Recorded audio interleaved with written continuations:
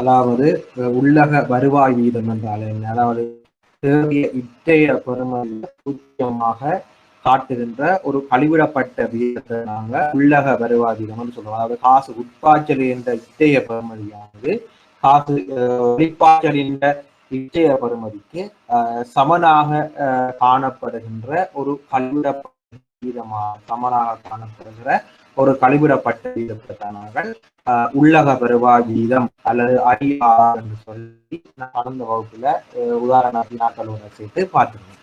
இன்றைய வகுப்புல நாங்க போற விடயம் என்னவென்று சொன்னால் அதனுடைய அதாவது முதலீட்டு தீர்மானத்தில் நாங்கள் கழிவிடப்பட்ட முறைகள் கழிவிடப்படாத முறைகள் சொல்லி 2 வகையான முறைகள்ல நாங்க செயற்திட்டத்தை மதிப்பாய்வு செஞ்சோம்னா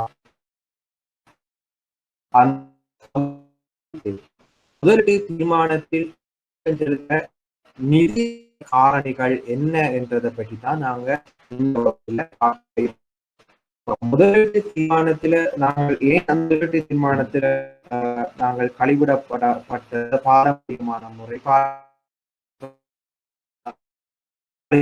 2 வகையாகவும் பார்த்தோம். ரீதியான முடிவுகளின் அடிப்படையில் இந்த செயற்திட்டத்தை முன்னெடுக்காம விடுறதா என்ற முடிவு எடுக்கிறது அந்த கணிப்பு திறன் கோணம். அப்ப நாங்க முதலாவது பார்த்தோம் பேபேக் பீரியட், அதாவது நாங்க சொல்லுவோம் பேபேக் பீரியட், அதாவது தமிழ்ல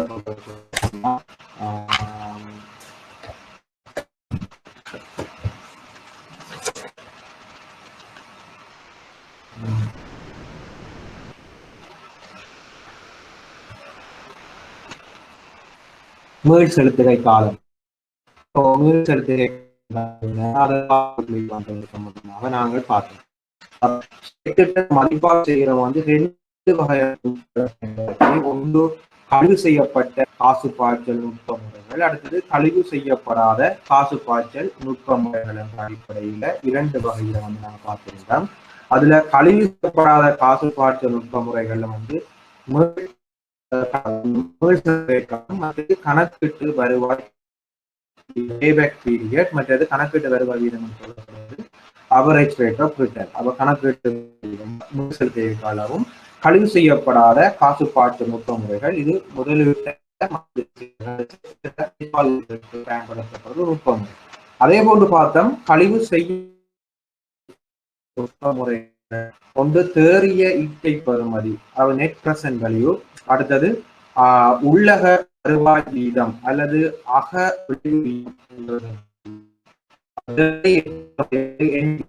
நான் உங்களுக்கு விளங்கப்படுத்தி உதாரண வினாக்களோட அந்த பாடத்தை முடித்திருந்தேன். அதே போன்று உள்ளக வருவாய் வீதம் அல்லது அக விளைவு வீதம் என்று சொல்லப்படுறது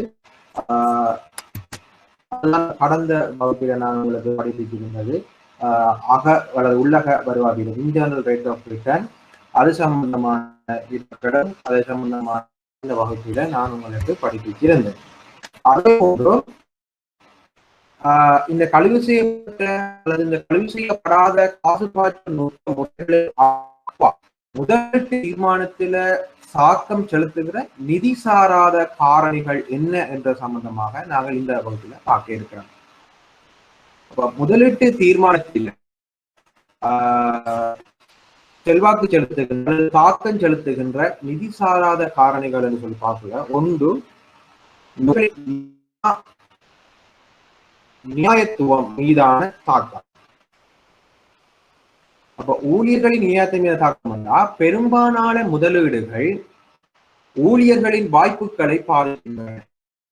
நேரங்களில் சிறந்தவையாகவும் சில நேரில் மோசமானவையாகவும் இருக்கும். உதாரணமாக ஊழியர்களுக்கான ஊதிய சிகிச்சை சாதகமான தாக்கத்தை ஏற்படுத்தும். ஊழியர்களின் நியாயத்துவம் நாங்க என்னதான் பைனான்சியல் ரீதியாக இவாலுவேஷன் பண்ணி இந்த ப்ராஜெக்ட்ல NPV பாசிட்டிவாக ARR ஓகே நிதி சாராத காரணி வந்து ஊழியர்கள் நியாயத்துவம் வந்து நியாயம் தாக்கம் வந்து இந்த முதலீட்டு தீர்மானத்துல தாக்கம் செலுத்த போகுது. அது எப்படி தாக்கத்தை செலுத்த போகுது? பெரும்பாலான முதலீடுகள் ஊழியர்களின் வாய்ப்புகளை பாதிக்கின்றன, மோசமானவையாகவும் இருக்கின்றன. அதைத்தான் அவங்க சொல்றாங்க என்னன்னா, ஊழியருக்கு வந்து தொழில திருப்தி ஏற்படாம அந்த ஊழியர்கள் கிடைக்கிற வினைத்திறனும் விளைதிறனுமான வெளியீடு கிடைக்காது. அப்ப ஊழியருங்க ஜாப் சாட்டிஸ்ஃபேக்ஷன் முக்கியம். அப்ப நாங்கள் மனிதவள முகாமைத்துவம் சம்பந்தமாக ஒரு ஊழியர் அந்த கடமையை அல்லது வேலையை திருப்தியாக செய்தால் மாத்திருந்தா நாங்க போட்ட வெளியீடு ஒழுங்காக கிடைக்கும். உள்ளீடு வெளியீடாக சிறந்த முறையில கிடைக்கும். அப்ப ஊழியம் வந்து வினைத்திறனாகவும் விளைதிறனாகவும் அந்த மேற்கொள்ள வேண்டுமாக இருந்தால் அவனுக்குரிய நிறைவேற்றப்பட வேண்டும். அதைத்தான் நீங்க சொல்றாங்க, ஊழியர்களின் நியாயத்துவம் மீதான தாக்கம் பெரும்பாலான முதலீடுகள் வந்து ஊழியர்களின் வாய்ப்பு ஊழியனுக்கு சிறந்த சம்பளம் கொடுக்காமல் அல்லது ஊழியருக்கு வந்து சிறந்த உணவு வழங்காமல் இருக்கிறது, அல்லது ஊழியர்கள் உரிமைகள் மறக்கப்படுறது, ஊழியருக்கு தேவையான விடுமுறைகள் வழங்கப்படாமல் இருக்கிறது, ஊழியருக்கு தேவையான பாதுகாப்பு வழங்கப்படாமல் இருக்கிறது. இவ்வாறான காரணங்களால பைனான்சியல் அனலைஸ் பண்ணி நாங்க செஞ்சு ப்ராஜெக்ட் ஸ்டார்ட் பண்ணினாலும் ஊழியர்கள்ன்ற மத்தியில இருக்கிற தாக்கம் எங்களோட ப்ராஜெக்ட்ல முக்கியமாக அதை சொல்றாங்க. உதாரணம் ஊழியர்களுக்காக புதிய சிற்றுண்டிச்சாலையை உருவாக்கணும்னா எக்ஸாம்பிளா சாதகமானது. அதே மாதிரி ஊழியர் சம்பளத்தை உயர்த்தினாலும் சாதகமான தரம். ஊழியர் சம்பளத்தை அல்லது ஊழியருக்கு சரியான தரமான உணவப்படாமல் இருந்தால் அவர்களுடைய நாங்கள் எதிர்பார்த்த வெளியிட்ட திறமையாமல் போகும். அடுத்தது சமூக மீதான தாக்கம். முதலீடு காரணமாக வேலை இழப்பு, வேலைகள் அல்லது சிறு வணிகங்களை நீக்குவது போன்றவற்றில் இது ஒரு முக்கியமான கருத்தாகும். இப்ப உதாரணமா நாங்க சொல்லலாம், சமூகத்தின் மீதான முதலீடு வேலைகள். உதாரணமாக சிறப்பு வேளாண்மை விதைக்கிறவங்க வேளாண்மை காலங்களில் வந்து மனிதர்களை கொண்டு அறுவடைகளை மேற்கொண்டோம். இன்று நாங்கள் என்ன செய்யறோம், இயந்திர சாதனங்கள் பயன்படுத்தி நாங்கள் வேளாண்மை அறுவடையை மேற்கொள்கிறோம். இதனால் மனிதர்கள் வந்து வேலை வாய்ப்பை இது வந்து சமூகத்தின் மீதான ஒரு தாக்கமாக இருக்கிறது.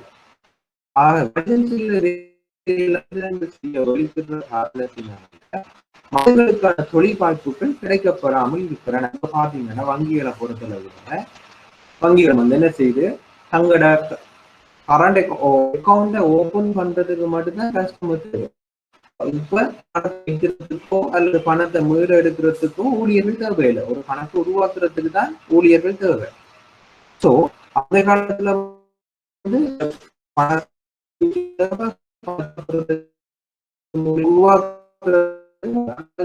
ஊழியர்கள் இல்லாம டிஜிட்டல் ஊழியருடைய தேவை வந்து சமூகத்துல குறைவடைகிறது. இதனால் சமூகத்துல ஊழியப்படை தொழிலை இது சமூகத்தில் மகாரிய தாக்கத்தை ஏற்படுத்தும். நாங்க செய்கிற இன்வெஸ்ட்மெண்ட் ப்ராஜெக்டை வந்து இடையில வந்து நாங்க சமூகத்துக்கு பாதகமான தாக்கத்தை ஏற்படுத்துமாக இருந்தால் அந்த ப்ராஜெக்ட் நாங்க தொடர்ச்சியா கண்டினியூ பண்ண முடியாம இருக்கும். அதே நேரம் ஒரு ப்ராஜெக்ட் சாதகமான தொழில் வாய்ப்பை உருவாக்கி அந்த ப்ராஜெக்ட் ஒரு நல்ல சூழலை உருவாக்கும் அந்த ப்ராஜெக்ட் நாங்க முன்கொண்டு செல்லக்கூடியதாக இருக்கும். நல்ல சூழல் இவ்வாறு உருவாகும் ஒன்று தொழில் வாய்ப்புகளை உருவாக்குதல் அல்லது அங்கு ஊர்ல மூலப்பொருட்களை பயன்படுத்திதான் அந்த ப்ராஜெக்ட் அந்த தேவையான வெளியீடுகள் கிடைக்கப்படுவது காரணமாக அந்த ப்ராஜெக்ட் சாதகமாக முறையில் செல்லும். அதுதான் சொல்றாங்க சமூகத்தில் சுற்றுச்சூழலின் மீதான ஒரு பாதிப்பு. ஒரு புதிய சங்கத்தை திறப்பது, சுற்றுச்சூழலுக்கு தீங்கு விளைவிக்கும் கழிவுகளை உருவாக்கும் சுற்றுச்சூழலின் தாக்கத்தை ஏற்படுத்துகிற ப்ரொஜெக்டுகள் செஞ்சால் அந்த ப்ரொஜெக்டை நாங்கள் கொண்டு செல்ல முடியாது. அது சரியான வெளியீட்டை எங்களுக்கு தராது. குறித்த கால பகுதியில் அதனுடைய வெளியீடு எங்களுக்கு கிடைக்காது. ஸோ அதைத்தான் இது சொல்றாங்க என்றால் சுற்றுச்சூழல் மீதான பாதிப்பு. சரியான இப்ப நாங்கள் ஒரு கழிவுகள், துணி கழிவுகள் எல்லாம் மறைக்கப்படுகிறது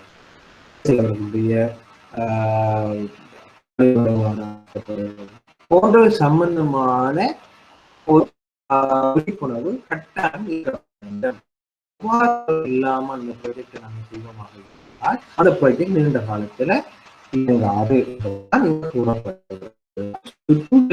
ஒரு பாதிப்பு ஒரு புதிய சுரங்கத்தை சுற்றுச்சூழலுக்கு தீங்கு விளைவிக்கும் கழிவுகளை உருவாக்கும் பொருட்களின் வளர்ச்சி. இப்ப நாங்க ஒரு ப்ராஜெக்ட் செய்யறோம், அதுல இருந்து வெளியிடப்படுற வெளியீடு சூழலுக்கு பாதிப்பு புகை. நாங்க சும்மா சொல்லுவோமே, ஒரு உற்பத்தி செய்யறோம், அந்த உற்பத்தி தொழிலாளர்கள் வெளியிடப்படுற அந்த கழிவு புகை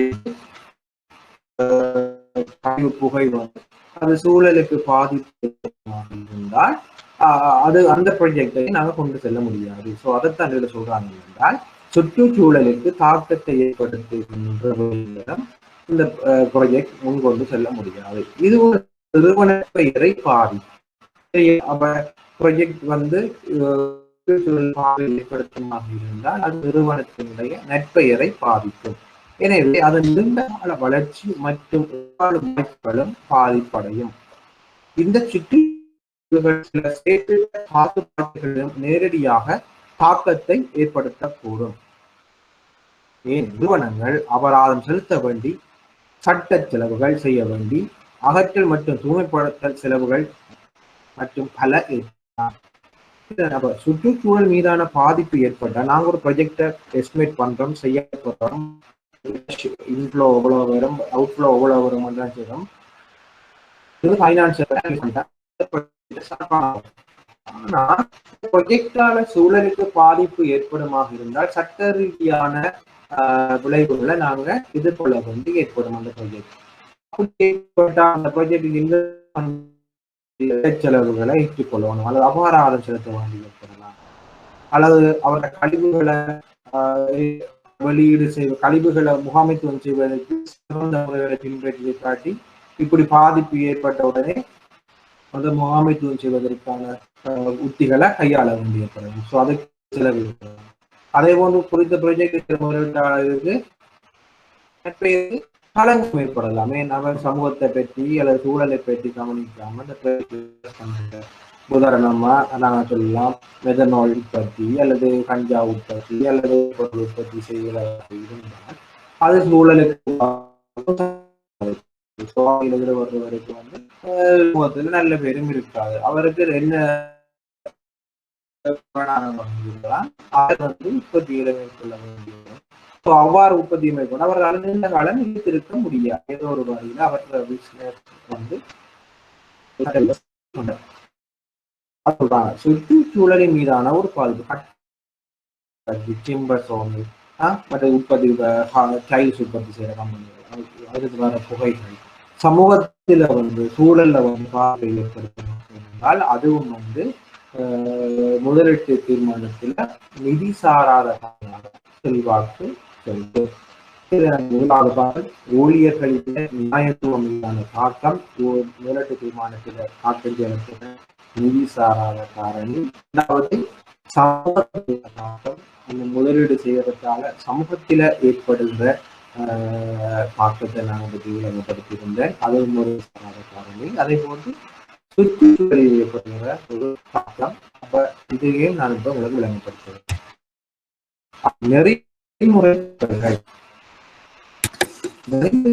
சொல்றது என்னன்னா, சில முதலீடுகள் சட்டபூர்வமாக இருக்கலாம். நான் சொல்றேன், வாணிக்கர்கள் அகழல் வந்து சட்ட ரீதியாக பெர்மிஷன் எடுத்து நாங்கள் ஸ்டார்ட் பண்ணலாம். ஆனால் பல்வேறு பங்குதார குழுக்களால் கூறப்படும்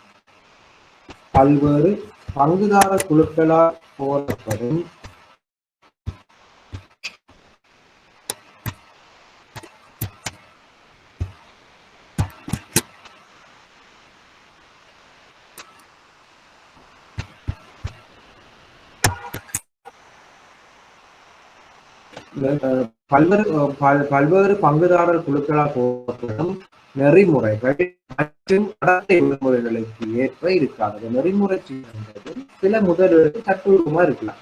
ஆனால் பங்குதாரர் குழுக்களால் கோரப்படும் நெறிமுறைகள் மற்றும் நடத்தை விதிமுறைகளுக்கு ஏற்ப இருக்காமல் இருந்தார். இப்ப நெறிமுறை ரத்தினக்கல் அகழ்வு கமிஷன் இருக்கும், சுற்றுச்சூழல் அதிகார சபை கமிஷன் இருக்கும், ரத்தினக்கல் ஆவணங்கள் அதிகார சபை கமிஷன் இருக்கும். அதை போன்று மண் அகழ்வாராய்ச்சி தான் அந்த என்னது அது அந்த இடத்துல இருக்க அல்லது அந்த அரசாங்க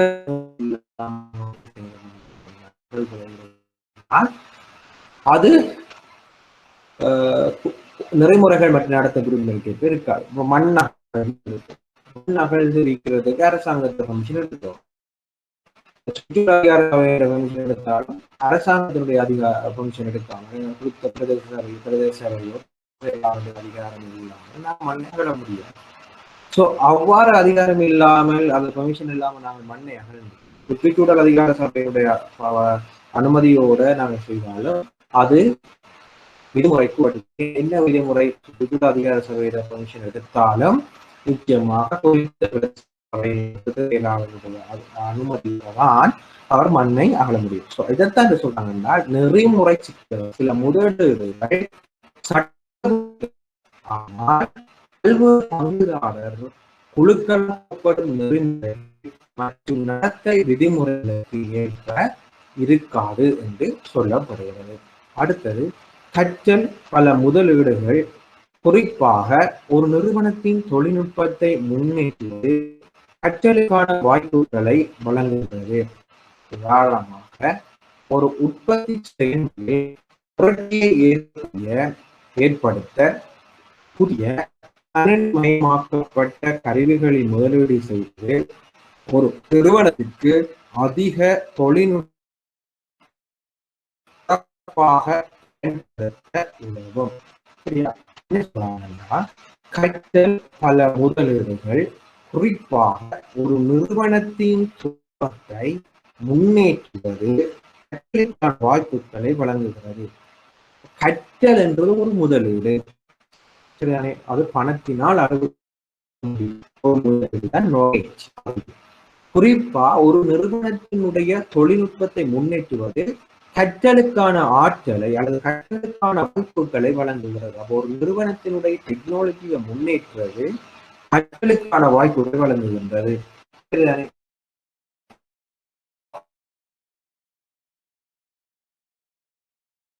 ஆக்கம் செலுத்த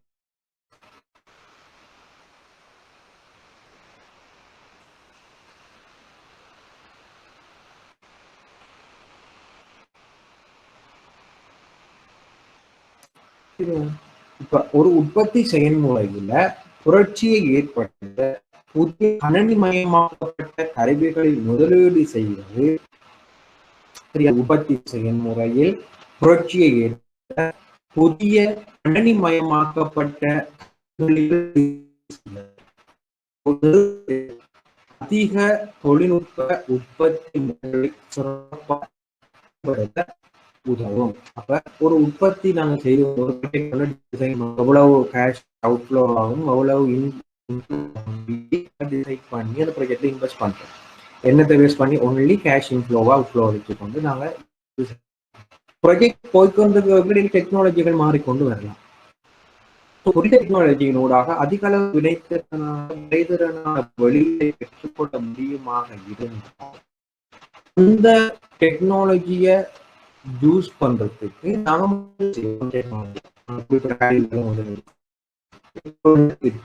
அதிக தொழில்நுட்ப உற்பத்தி முறைகளை நாங்க பயன்படுத்தி அதிலிருந்து சிறந்த இதில் சொல்றாங்க. இதுவும் வந்து தராத காரணி இந்த ப்ராஜெக்ட் டெக்னிக், அதாவது ப்ராஜெக்ட் வேல்யூவேஷன் டெக்னிக்ஸ்ல யூஸ் பண்ணப்படுற நான் ஃபைனான்சியல் ஃபேக்டர். அப்ப ஒன்று முதலாவது ஊழியரின்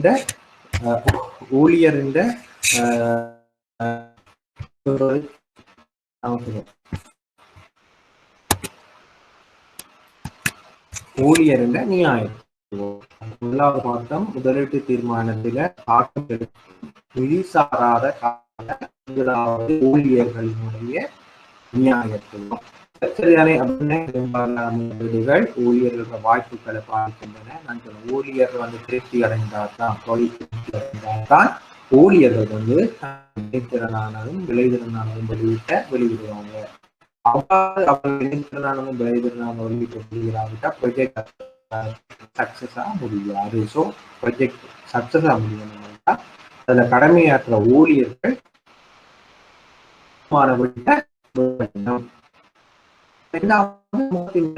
நாங்கள் ப்ரொஜெக்ட் செய்யறோம். அது சமூகத்துல வந்து சிறந்த சாதகமான வேலை இழக்கிறாங்க, அல்லது ஓவரா ஒர்க் லோட் ஆகுது, அல்லது சிறு வணிகங்களை நீக்குது என்று சொன்னா இது ஒரு பாரிய ஒரு சமூகத்தின் மீதான தாக்கமாக இருக்கும். இப்ப நான் வேலை பார்த்து சொன்னவங்களுக்கு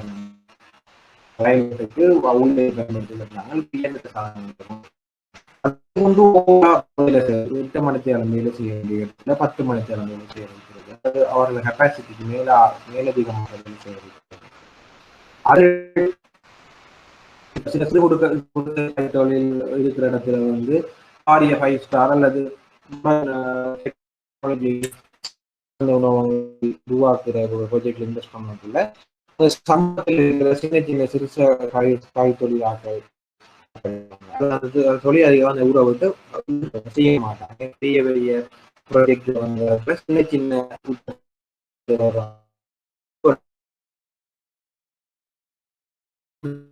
கைத்தொழில் மறந்துடுவாங்க. ஸோ அவ்வாறு அதாவது சிறு வணிகங்களை நீக்குவது போன்றது வந்து சமூகத்தின் மீதான ஒரு தாக்கமாக இருக்கு. சுற்றுச்சூழல் மீதான ஒரு பாதிப்பு. நான் சொன்னேன், நாங்கள் செய்த ப்ராஜெக்ட் வந்து சூழலுக்கு பாதிப்பை ஏற்படுத்துமாக இருந்தால் அது வந்து பாதகமான முடிவை அதை குறித்த ப்ராஜெக்டை செய்கிற ஆளுங்க களங்கத்தை ஏற்படுத்தும். அதேபோல நீண்டகால வளர்ச்சி மற்றும் உயிர் வாழும் வாய்ப்புகளையும் பாதிப்படையும். அதாவது அந்த ப்ராஜெக்ட் செய்கிற இன்வெஸ்ட் பண்றதுல நீண்டகால ரிட்டர்னை இல்லாமல் செய்யும். அதுபோல உயிர் வாய்ப்புகளும் பாதிப்படையும். அந்த ப்ராஜெக்ட் நிலைத்து நிற்கிற தன்மையும் பாதிப்படையும்.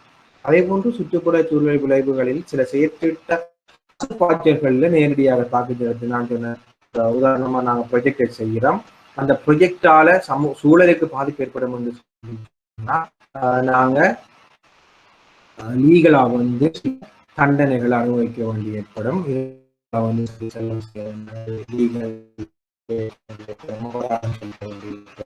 அல்லது சில நேரம் அந்த சொல்யூஷனுக்கு நாங்கள் தூய்மைப்படும்.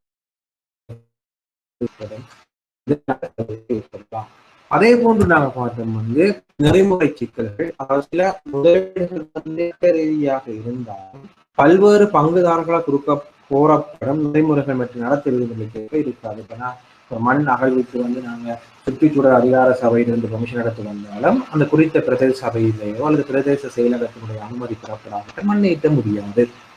சரியானே? அதே போலதான் ஒரு ஹோட்டல் இண்டஸ்ட்ரி நாங்க சுற்றுலாத்துறை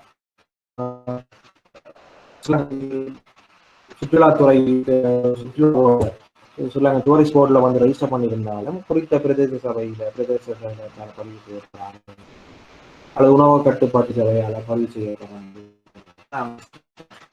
செய்ய முடியாது. ஸோ அதுதான் சில முதல்கள் சட்டப்பூர்வம் இருந்தாலும் ஆனால் பல்வேறு பங்குதாரர் நெறிமுறைகள் மற்றும் நடத்தை இருக்காது. அதே போல கற்கள் பல முதலீடுகள்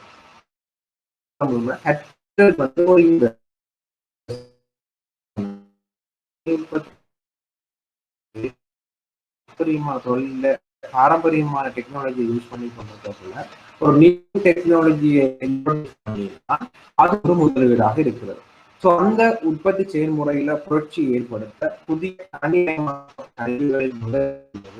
ஒரு அந்த தொழில்நுட்ப உற்பத்தி முறைகளை சிறப்பாக பயன்படுத்த உதவும் சாதகமான விளைவை ப்ராஜெக்ட்ல ஏற்படுத்தும். ஸோ உழவுதான் நாங்க பார்த்தோம். ஸோ உழவு நாளும் படித்து வந்தது நம்மளுக்கு செயற்திட்ட மதிப்பாய்வு செய்வதற்கு 2 வகையான காலம் கணக்கீட்டு வருவாய். இது வந்து கழிவு காசுப்பாய்ச்சல் நுட்ப முறைகள் என்று இது கழிவு செய்யப்பட்ட காசுப்பாய்ச்சல் நுட்பம் அந்த தேறிய இட்டை பெறுமதி மற்றது உள்ளக வருவாய் வீதம் அல்லது அகவிளைவு வீதம் இன்டர்னல் ரேட் ஆஃப் ரிட்டர்ன் இது பார்த்தோம். பார்க்க வேண்டியது ஒன்று கழிவு செய்யப்பட்ட நோய் செலுத்திய காலம் மற்றது லாப சுட்டன்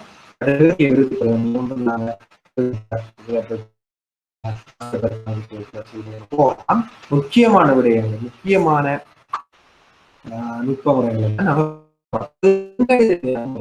எண்கணித ரீதி அற்ற முறை அதாவது நிதி சார்ந்த தாக்கங்களை செலுத்துகிற காரணிகள் சொல்லி இன்று பார்க்கலாம். அதுக்கு பிற்பாடு இன்று நாங்கள் பார்க்க போற புதிய செக்ஷன் வந்து தொழிற்படு மூலதனம்.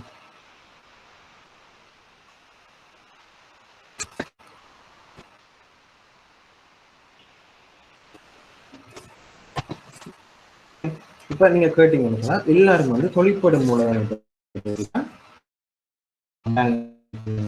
எல்லாரும் வந்து தொழிற்படு மூலதனம் பற்றி தான் அதிகமான மக்கள் கேட்பாங்க.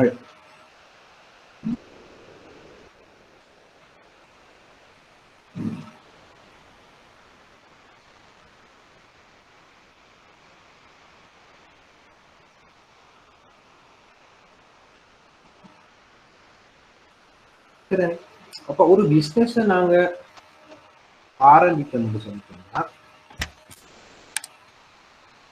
ஒரு பிசினஸ் ஆரம்பிக்கணும்னு சொன்னா கேபிட்டல்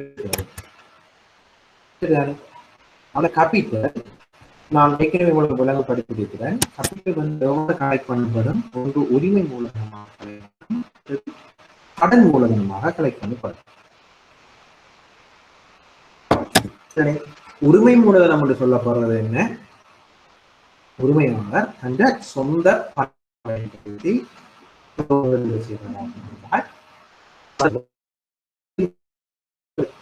ஓனர்ஸ் கேபிட்டல் சொல்லி சொல்லுது.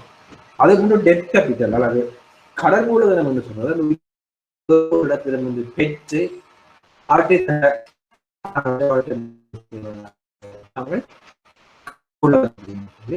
சொல்றேன்.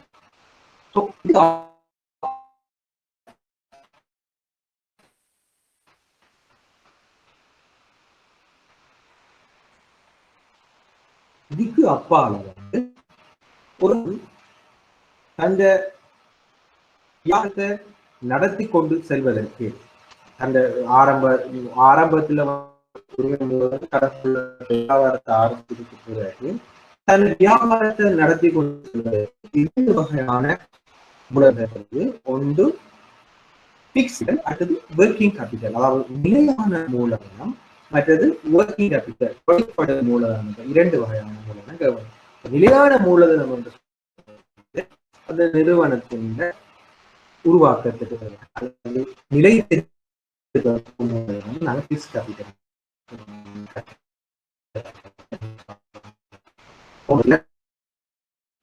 பட்டு அந்த வியாபாரம் ஆரம்பிக்கப்படும் அதாவது நிலையான மூலதனம் என்று சொல்லி சொல்றோம். அதே போல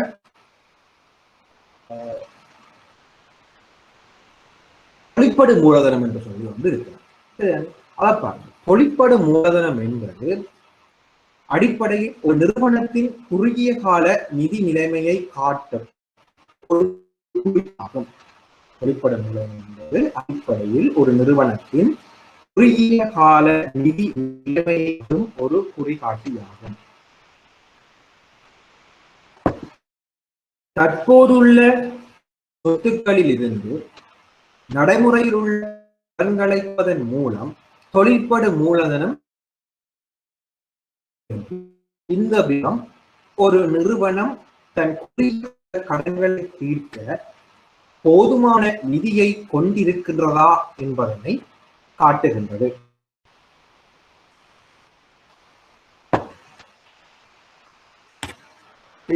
பாருங்க, தொழிற்படு மூலதனம் என்பது அடிப்படையில் ஒரு நிறுவனத்தின் குறுகிய கால நிதியை காட்டும் ஒரு குறிகாட்டியாகும். தற்போதுள்ள சொத்துக்களில் இருந்து நடைமுறையில் உள்ள கடன்களை கழிப்பதன் மூலம் தொழிற்படு மூலதனம் பெறப்படுகிறது.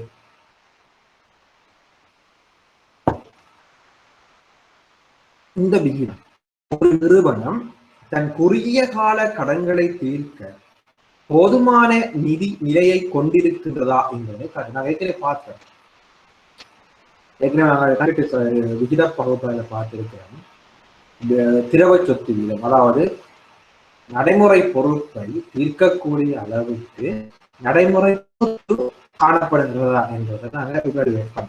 அதான் நாங்கள் திரவ சொத்து வீதம் பார்த்தோம். நடைமுறை சொத்து நடைமுறை பொருள் எவ்வளவு சொத்து இருக்கு இந்த நடைமுறை பொறுப்பை தீர்க்கிறது. ஸோ ஒரு நிறுவனம் குறுகிய காலத்துல ஒரு நிலையை கொண்டு காட்டணும்னா அவங்க நடைமுறை சொத்து குறுங்காலத்துல காணப்படுற சொத்துக்கள் பணமாக மாற்றக்கூடியவை நாங்கள் இந்த குறுங்கால சொத்துக்கள் சொல்லுவோம். ஒரு வருடத்துக்கு உட்பட்டதாக இருக்கு. குறுங்கால பொறுப்புகள் என்று சொல்ல ஒரு குறுங்காலத்துல ஒரு வருட காலத்துக்குள்ள தீர்க்கப்பட வேண்டிய பொறுப்புகள். சோ இந்த பொறுப்புகளை தீர்ப்பதற்கு குறுங்காலத்தில் சொத்துக்கள் போதுமையானதாக இருக்கிறதா காட்டுதான் இந்த தொழிற்படும் மூலதனம். தொழிற்படும் மூலதனம் என்பது தினசரி செலவினங்களை நிர்வகிக்க தேவையான பணப்புழக்க நிலைமைகளை காண்பிக்கிறது. அப்ப நாங்க தொழிற்படும் இல்லாமல் இருந்தால், அதாவது பொறுப்புகள் கூட சொல்லுவோமே, குறுங்காலத்தில தீர்க்க வேண்டிய பொறுப்புகள் 100 ரூபாய், குறுங்கால எங்கள்கிட்ட இருக்கிற சொத்து 50 ரூபாயாக இருந்தால் எங்களுக்கு நாளாந்த வியாபார நடவடிக்கை செல்ல முடியாது. ஏன் இந்த காசை கொண்டு போய் குறுங்கால பொறுப்பை தான் தீர்க்க வேண்டி இருக்கு. அதைத்தான் இங்க சொல்றாங்க. தொழில் மூலதன நிறுவனத்தின் தினசரி செலவினங்களை நிர்வகிக்க தேவையான பணப்புழக்க நிலைகளை காண்பிக்கின்றது. மேலும் சரக்கு, கையிருப்பு தொகை, செலுத்த வேண்டிய கணக்குகள், பெற வேண்டிய கணக்குகள் மற்றும் குறுகிய கால கடன்கள் போன்றவை இதில் அடங்குகின்றன.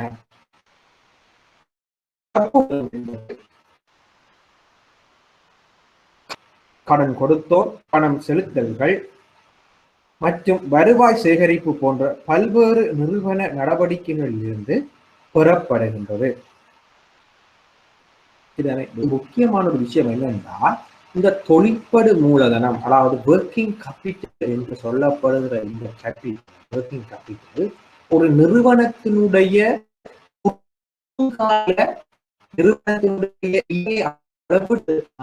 ஒரு குறிகாட்டியாகத்தான் இருக்கு. அதாவது தன்னிட்ட இருக்கிற குறுங்கால சொத்துக்களை வச்சு கொண்டு குறுங்கால பொறுப்புகளை தீர்ப்பதற்கு போதுமான ஆளுமையை அல்லது போதுமான இயலுமையை கொண்டிருக்கின்றதா என்பதனை நாங்கள் இந்த ஆய்வு ஒரு நிறுவனம் இந்த குறுங்கால சொத்தை பயன்படுத்தி குறுங்கால பொறுப்பை தீர்க்கக்கூடிய இயலுமையை கொண்டிருக்காவிடில் அவருக்கு தொழிற்படு மூலதன ஏற்படலாம். இதை நீங்க கவனமாக ஆழமாகவும் விளங்க வேண்டிய ஒரு விடயம். இப்ப ஒரு நிறுவனத்துக்கு முக்கியமானது தொழிற்படு. அந்த நடவடிக்கைகளை, அது நாளாந்த செலவினங்களை தேவையான பணப்புழக்கம் இருந்தா மட்டும்தான் அந்த நிறுவனம் சஸ்டைனபிளா இயங்கும். நாளாந்த வியாபாரத்தை தேவையான பணப்புழக்கம் இல்லாவிடில் ஒரு வியாபார நிறுவனம் சஸ்டைனபிளா இருக்க முடியாது. சோ தொழிற்படு மூலதனம் என்பது என்னன்னா, ஒரு நிறுவனத்தினுடைய குறுகிய கால நிதி நிலைமை காட்டுகின்ற ஒரு குறிகாட்டி. நிறுவனத்தினுடைய தினசரி செலவினங்களை நிர்வகிக்க தேவையான பணப்புழக்க நிலைமைகளை காண்பிக்கின்ற ஒரு குறிகாட்டி. குறுங்கால சொத்துக்களையும் குறுங்கால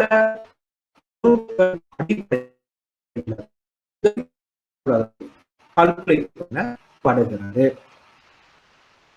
அப்ப இங்க சொல்றாங்க என்னன்னா, சரக்கு, அதாவது இருப்புக்கள், சொத்துக்கள், இருப்புக்கள்,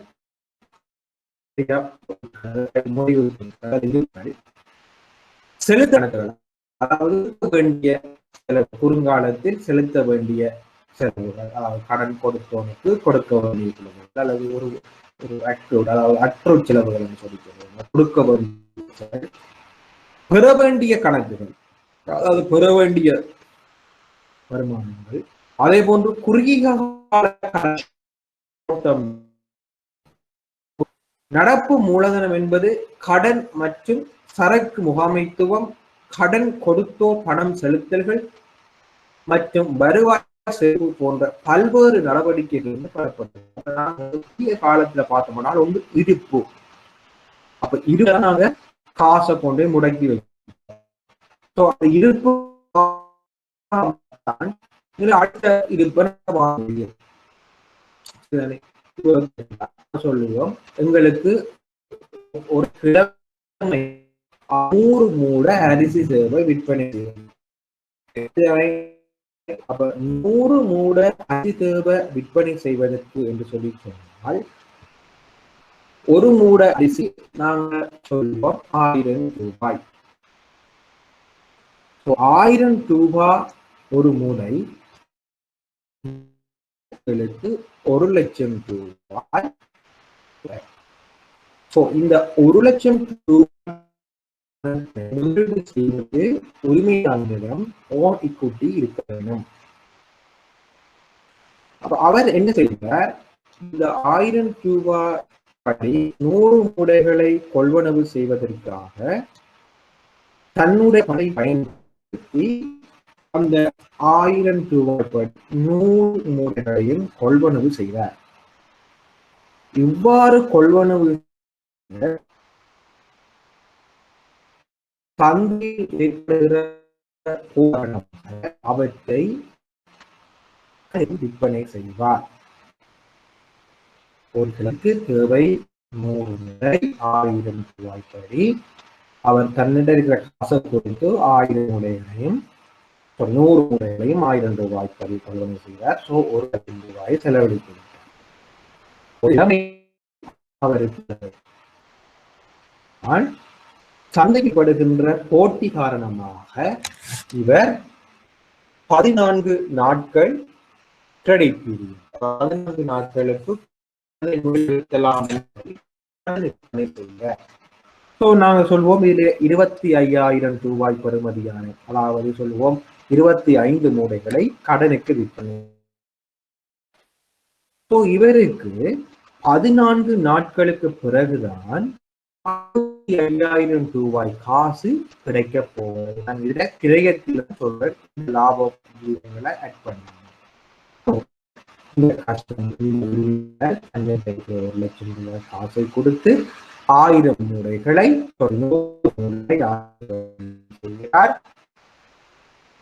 வீதமானவை கடனாக, 75% காசு விற்பனையாக இருக்கின்றன. இவர் தற்பொழுது என்ன செய்கிறார், தன்னிட்ட இருக்கிற 25%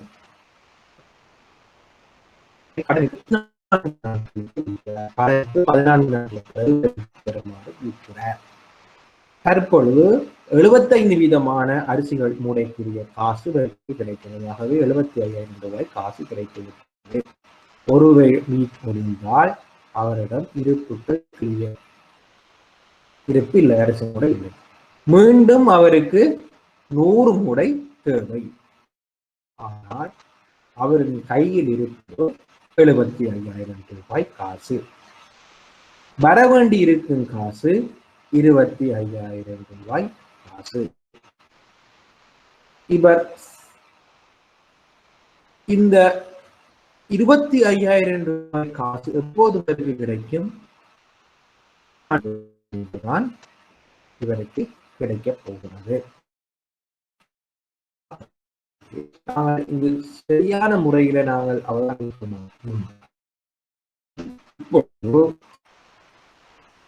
1 லட்சம் ரூபாய் பெறுமதியான சரக்குகளை கொள்வனவு செய்ய வேண்டும் அரசு. ஆகவே இந்த உரிமையாளர் அடுத்த கிழமைக்கு தேவையான 1 லட்சம் ரூபாய் பெறுமதியான மூடைகள் தன்னுடைய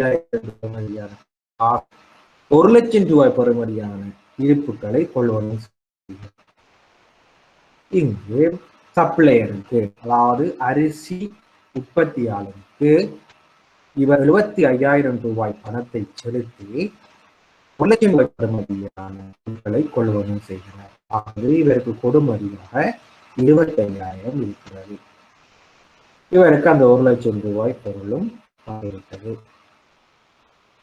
இவ்வாறு கடனுக்கு கொள்வதற்கு கடனுக்கு விற்பனை செய்கின்றவருக்கு இந்த பிரச்சனை இருக்காது. சோ அவர் பிறகு 14 நாள் முடிய இந்த 25,000 காசை கொண்டு கொடுப்பார். ஆனால் எனக்கு 100% நான் ரிலீஸ் பண்ணுவேன் என்று சொல்றேன். அவ்வாறு சொல்லுகின்ற பொழுது 1,00,000 ரூபாய் காசை கொடுத்தாதான் அவருக்கு 100 மில்லியன் கிடைக்கும். 25,000 வருஷம் இதைத்தான் இவருடைய நாளாந்த தேவையான பண புழக்கத்தில் இவருக்கு ஒரு தாக்கம் ஒன்று ஏற்படுகிறது. எவ்வளவு இந்த உதாரணத்துக்கு 25,000 வருஷம். இது நாளாந்த தொழிற்பாடுகளை மேற்கொள்வதற்கு தேவையான மூலதனத்தில் ஒரு பற்றாக்குறை ஏற்பட்டுவிட்டது. ஆனால் அவர்கிட்ட பற்றா காசு இருக்கு, சொத்தா இருக்கு. எங்க இருக்கு? கடன் பட்டோன் 25,000 இருக்கு, மீதி 75,000 இருக்கு. ஆனால் கொள்வனவு செய்ய முடியாது. அவர் 100% காசை கொடுத்து அதை கொள்வனவு செய்ய வேண்டும். இந்த பிரச்சனை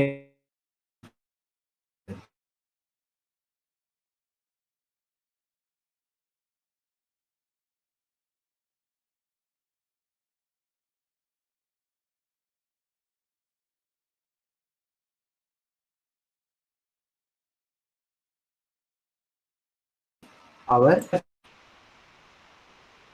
கடனுக்கு கொள்வனவு செய்கிறார். 7 நாள் செய்கிறார். நாட்களில் பொருள் அடி மாற்ற வேண்டும். பொருளை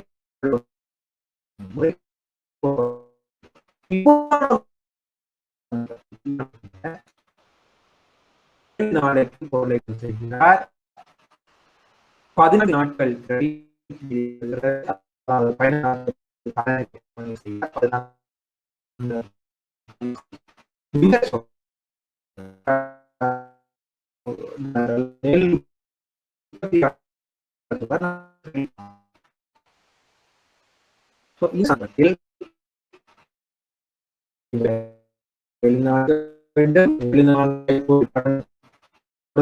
அந்த காசை வேண்டும்.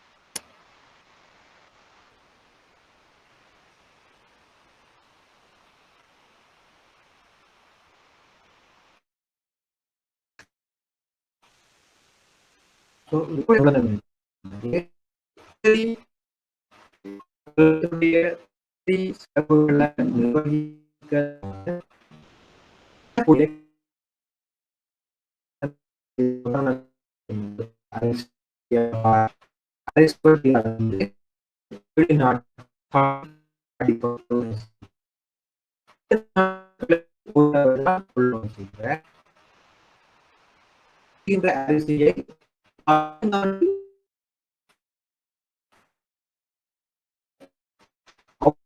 விற்பனை அவருடைய பணம்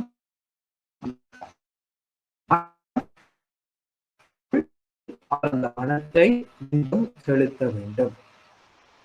சோ இவ்வாறு 20 நாட்கள் இருக்காது.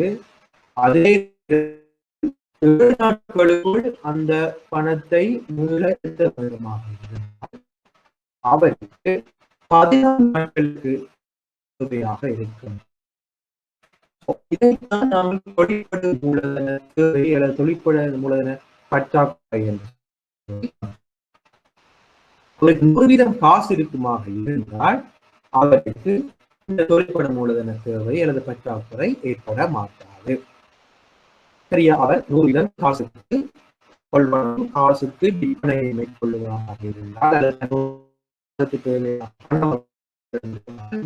தொழிற்பட மூலதன பற்றாக்குறை ஏற்படாது. அதனால் இந்த தொழிற்பட மூலதன கையிருப்பு தொகை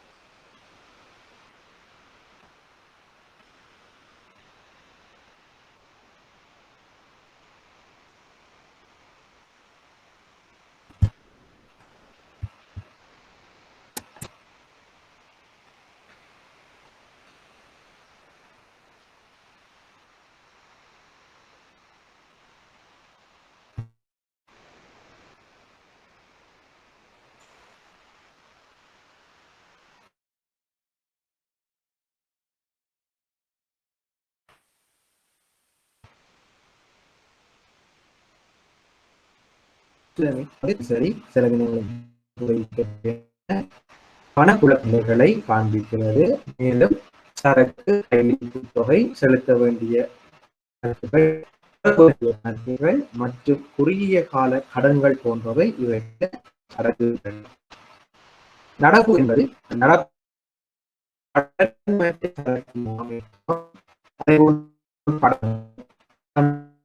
மற்றும் வருவாய் போன்ற பல்வேறு நிறுவனங்கள் பெறப்படுகிறது. அரிசி வியாபார கணக்கு, அரிசி வியாபாரம் அரிசி கொள்வனை செய்தார்கள் 7 நாட்களுக்கு ஒரு முறை. அதே போன்று 7 நாட்கள் கடன் அடிப்படையில் கொள்வனை செய்யப்படுகிறது. 14 நாட்களுக்கு கடன் அடிப்படையில் விற்பனை செய்யப்படுகிறது. மொத்தத்தில் 7 நாட்கள் இருப்பு இருக்கிறது, காசு இருப்பு இருக்கிறது. 14 நாட்களுக்கு பணம் 21 நாட்கள் பணமாக பொருட்களாக கடன்பட்டவனாக பணம் வெளியிடுகிறது. அதே 7 நாட்களுக்குள் மீண்டும் சிரிப்பை செலுத்த வேண்டியது. 14 நாட்கள் 14 நாட்கள் அந்த அரிசி வியாபாரிக்கு நிதி தேவை. தன்னுடைய வியாபாரம் 14 நாட்களுக்கு ஒரு முறை நிதி தேவைப்படும். ஒழுங்காக விரைவாக கொண்டு செல்வதற்கு அவருக்கு தேவையான பெற்றுக் கொள்வார். வங்கிகள்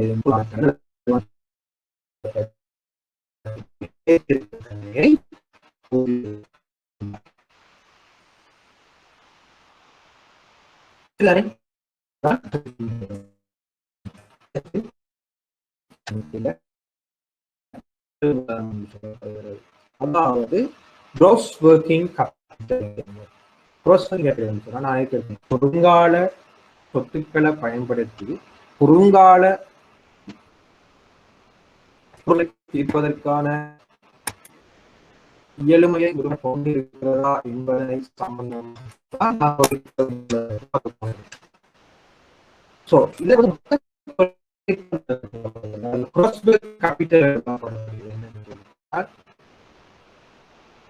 குறுங்கால உள்ளது.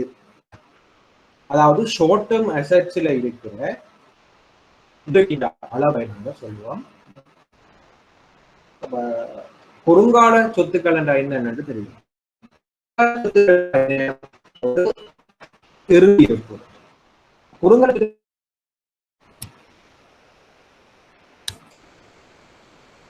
மூலதனம் என்று சொல்றது என்னன்னா குறுங்கால சொத்துக்களில் உள்ள முதலீட்டின் அழைக்கிறது உங்களுக்கு விளங்காம போயிருக்கும். தொழிற்படு மூலதனம் சொல்றது என்னன்னா மொத்த குறுங்கால சொத்துக்களில் உள்ள முதலீட்டின் அளவு. அப்ப குறுங்கால சொத்துக்கள் என்ன என்று சொல்லி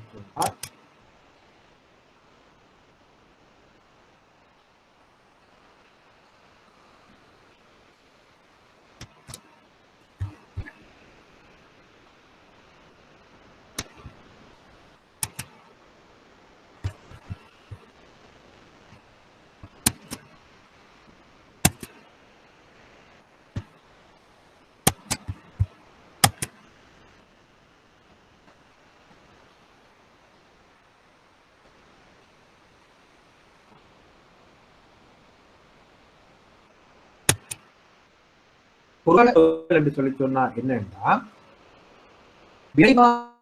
ஒரு வருட காலத்துக்குள்ள பணமாக மாற்றக்கூடிய சொத்துக்களை நாங்கள் சொல்லுவோம் வந்து குறுங்கால சொத்துக்கள்.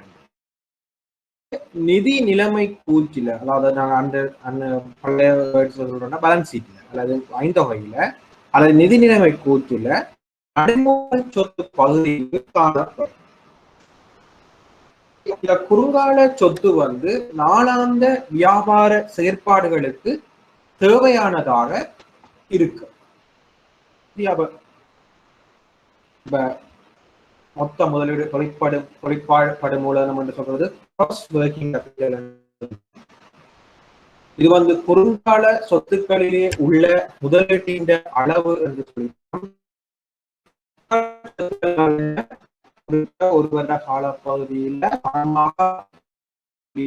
சொத்துக்கள் அளவு.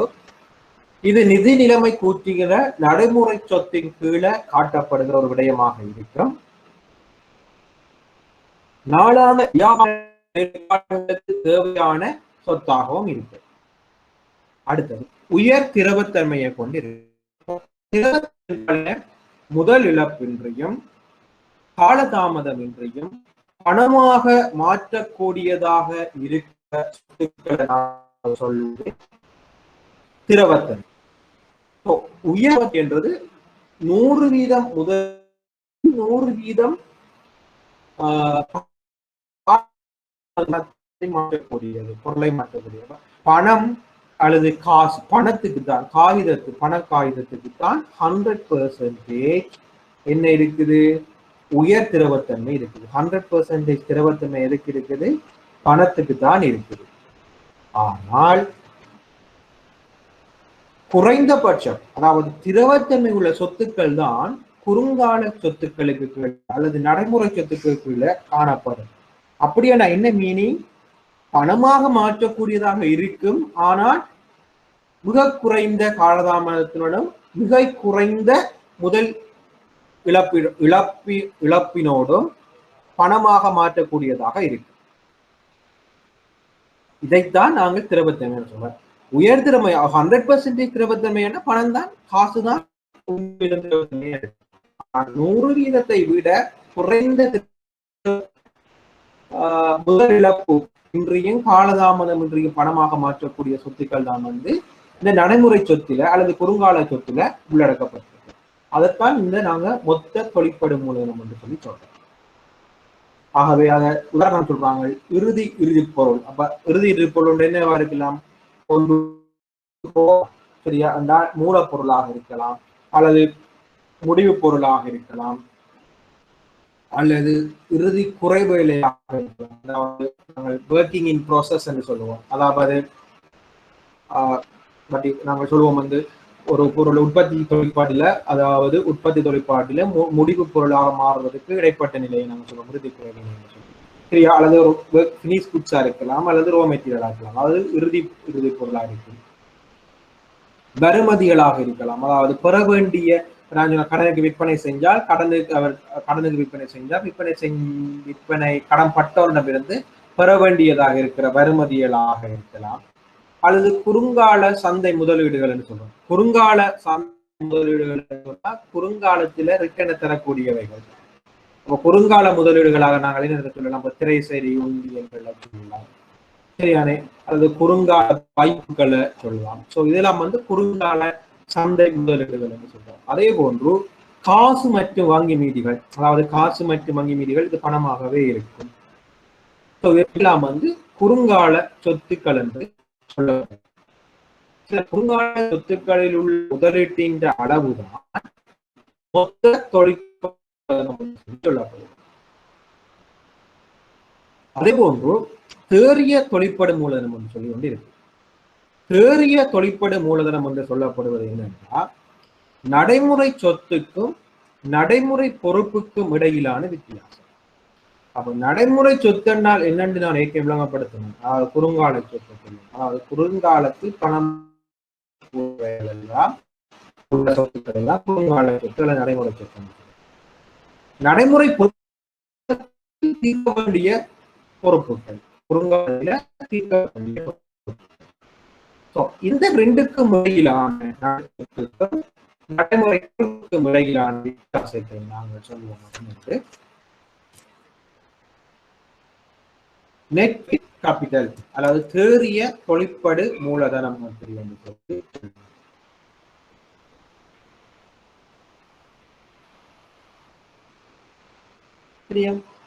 ஆகவே இந்த நடைமுறை பொறுப்புகளானது கொடுத்து தீர்க்கப்பட வேண்டும் குறுங்காலத்தில்.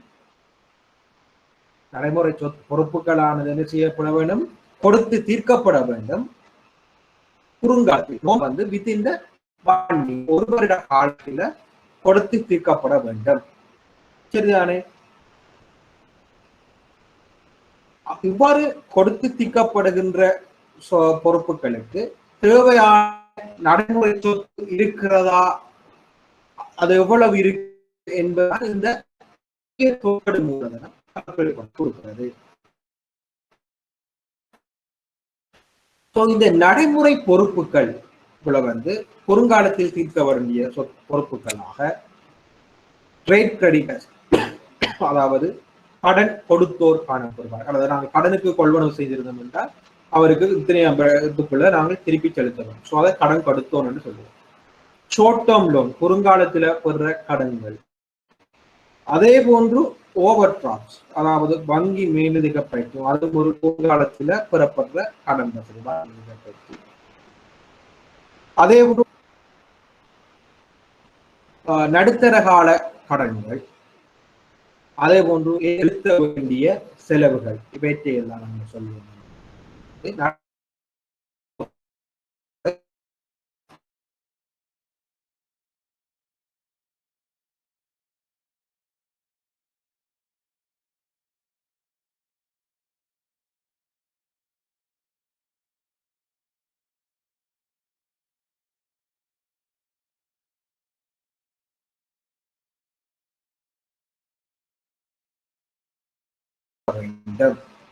ஆனால் சில வேளைகளில் நடைமுறை சொத்தை விட நடைமுறை பொறுப்பு அதிகமாக இருந்தால் நிறுவனம் வங்குரோத்து நிலையை நோக்கி செல்வதாக இருக்கும்.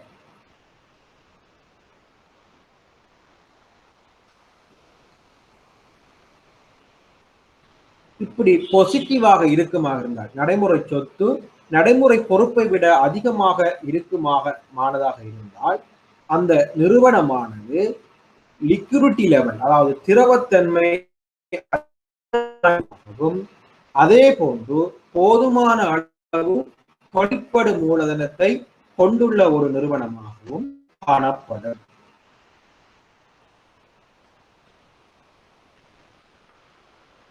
அதே போன்று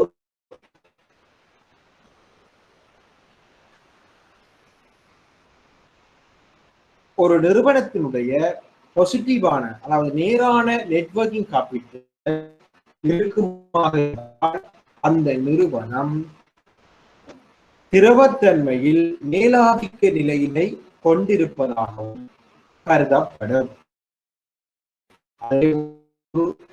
இவ்வாறு திரவத்தன்மை மேலாக நீண்ட காலம் நிலைத்திருக்கக்கூடிய தன்மையினையும் கொண்டிருக்கும். இதைத்தான் தேறிய தொழில் மூலதனம் அப்படின்னு சொல்லி சொல்றோம். அப்ப தொழில் மூலதனம் போன்று மொத்த தொழிற்படு மூலதனம், அதே போன்று தேறிய தொழிற்படு மூலதனம் என்றால் என்ன என்று சொல்லி நாங்க பார்த்தோம்.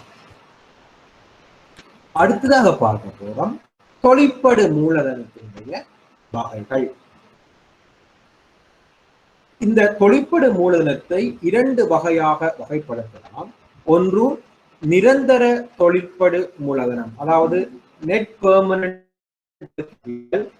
அடுத்தது ஃப்ளக்சுவேட்டிங் வொர்க்கிங் கேபிட்டல் அல்லது தற்காலிக தொழிற்படு மூலதனம். 2 வகையாக வகைப்படுத்தலாம். நிரந்தர தொழிற்படு மூலதனம் என்று சொல்லப்படுவது என்னென்றால், தொடர்ச்சியான வியாபார அல்லது உற்பத்தி செயற்பாடுகளுக்கு தேவையான குறைந்தபட்ச நடைமுறை சொத்துக்களினுடைய அளவு நிரந்தர தொழிற்படு மூலதனம் என்று சொல்லப்படுகிறது.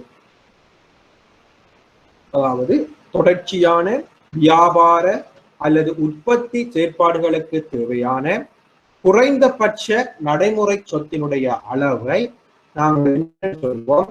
நிரந்தர தொழிற்படு மூலதனம்.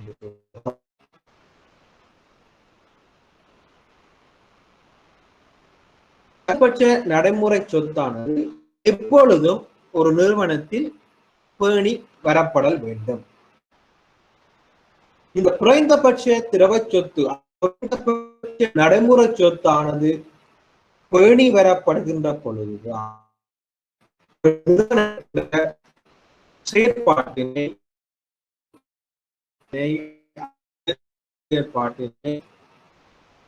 சுமுத்தாவது காலதாமதமின்றி தொடர்ச்சியாக கொண்டதாக இருக்கும்.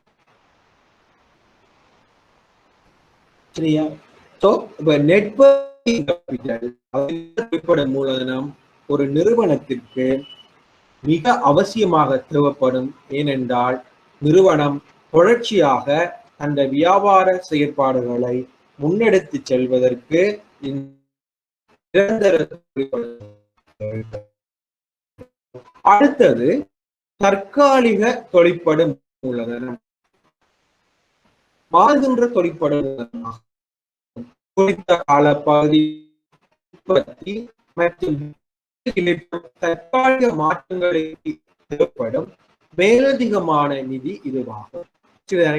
பாருங்க, இந்த நிரந்தர தொழிற்படு மூலதனம் என்றால் நான் ஏற்கனவே உங்களுக்கு ஒரு உதாரண கணக்கு விளங்கிப்படுத்தியிருந்த அரிசியிடம்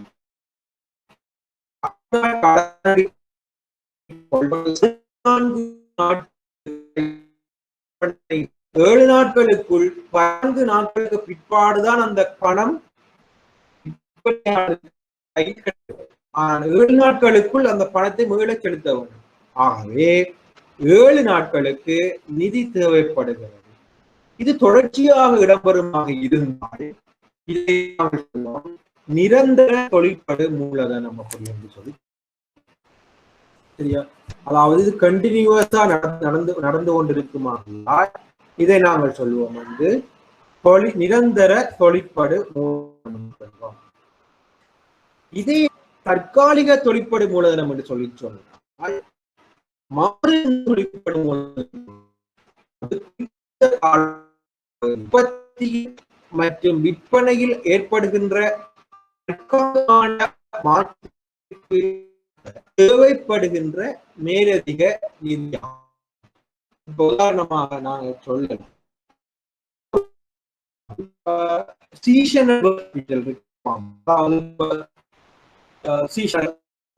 கிறிஸ்துமஸ், நியூ இயர், தைப்பொங்கல் அந்த தேவைகளுக்கு நிதி தேவைப்படும். ஏன்? குறித்த காலப்பகுதியில உற்பத்தி மற்றும் விற்பனையில் ஏற்படுகிற தற்காலிக மாற்றம். இப்ப கிறிஸ்துமஸ் சீசன் என்று சொல்லி சொன்னால் ஆடை வியாபாரத்துல டெக்ஸ்டைல்ஸ் எடுத்தோம்னா அவங்களுக்கு அந்த சீசனுக்கு டெக்ஸ்டைல்ஸை இருப்புக்களை கொள்வன செய்வதற்கு தங்களுக்கு பணம் தேவைப்படும். சோ இருப்புக்களை கொள்வன எவ்வாறு பெறுவார்கள்? வங்கிகள்ல போய் நிதி நிறுவனங்களில் போய் அந்த பணத்தை பெறுவார்கள். அவர்கள் எவ்வாறான கட்டங்களில் பெறுவார்கள்? தங்களோட இது தற்காலிகமாக எழுந்த ஒரு ஒர்க்கிங் கேபிட்டல். சோ இந்த தொழிற்படும் மூலதனத்தை தருமாறு தற்காலிகமாக ஏற்படுகிறது. ஒரு சீசன் ஒரு நிகழ்வின் காரணமாக ஏற்பட்ட மேலதிக நிதியை தான் சொல்லுவது தற்காலிக தொழிற்பட மூலதனம். சரி, அதைத்தான் நீங்க சொல்றாங்க. மாறுகின்ற தொழிற்பட மூலதனம் குறித்த காலப்பகுதியில் உற்பத்தி மற்றும் விற்பனையில் ஏற்படுகின்ற தற்காலிக மாற்றத்திற்கு தேவைப்படுகின்ற மேலதிக நிதியாகும். உதாரணமாக இதுக்கு நான் உதாரணம் சொல்லலாம். இப்ப ஒரு போய் 30 நாளைக்கு வங்கி கடனை பெற்று அந்த பொருளை கொள்வனவு செய்து அவற்றை விற்பனை செய்து அந்த வங்கி என்ன நடக்கும்? சீசனல் டைம்ல அவ்வளவு விற்கப்பட்டது. நேரம் சீசனல் விற்கப்படாமல் ஏதாவது புற காரணிகளால ஏதாவது ஒரு காரணத்தினால் அது விற்கப்படாமல் இருந்தால் மாத்திரம் அவர்களுக்கு அந்த பணத்தை மோஸ்ட் ஆஃப் த டைம் இந்த சீசனல் ரிக்வயர்மெண்ட் அல்லது தற்காலிக தொழிற்பட மூலதன பற்றாக்குறைக்காக வங்கிகளில் கடன் செலுத்தப்பட்டு விடும் அதிகமாகும். பெறுகின்ற கடன் தொழில்நுட்பத்திற்கு பயன்படுத்தாமல் வேறு நோக்கத்துக்காக டெம்பரரி ஒர்க்கிங் கேபிட்டல் ரிக்வயர்மென்ட் என்று தற்காலிக பற்றாக்குறைக்காக ஒர்க்கிங் கேபிட்டல் ரிக்வயர்மென்ட் அவற்றை ஒரு மூலதன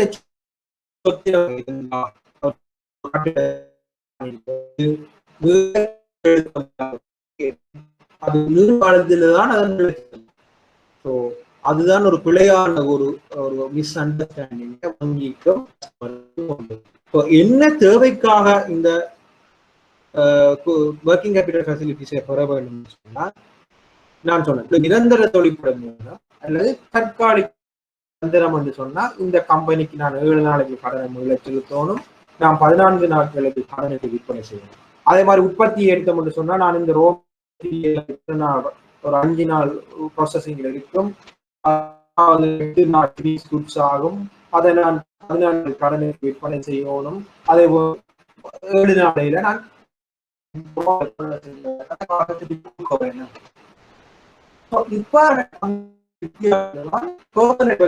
கால்குலேட் பண்ணப்படுகிறது. ஆனால் தற்காலிக தொழிற்பட என்பது ஒரு சிஸ்டத்துக்காக அல்லது தற்காலிகமாக எழுகின்ற தேவை தற்காலிக தொழிற்படு மூலதனம் என்று சொல்லி சொல்றோம்.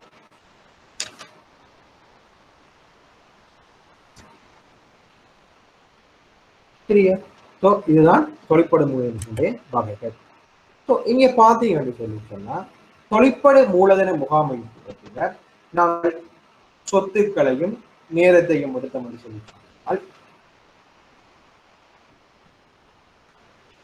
லாங் டேர்ம் அதாவது நீண்ட காலத்துல எங்களுக்கு நிலையானதாக அல்லது இந்த மாற்றம் அடையாததாக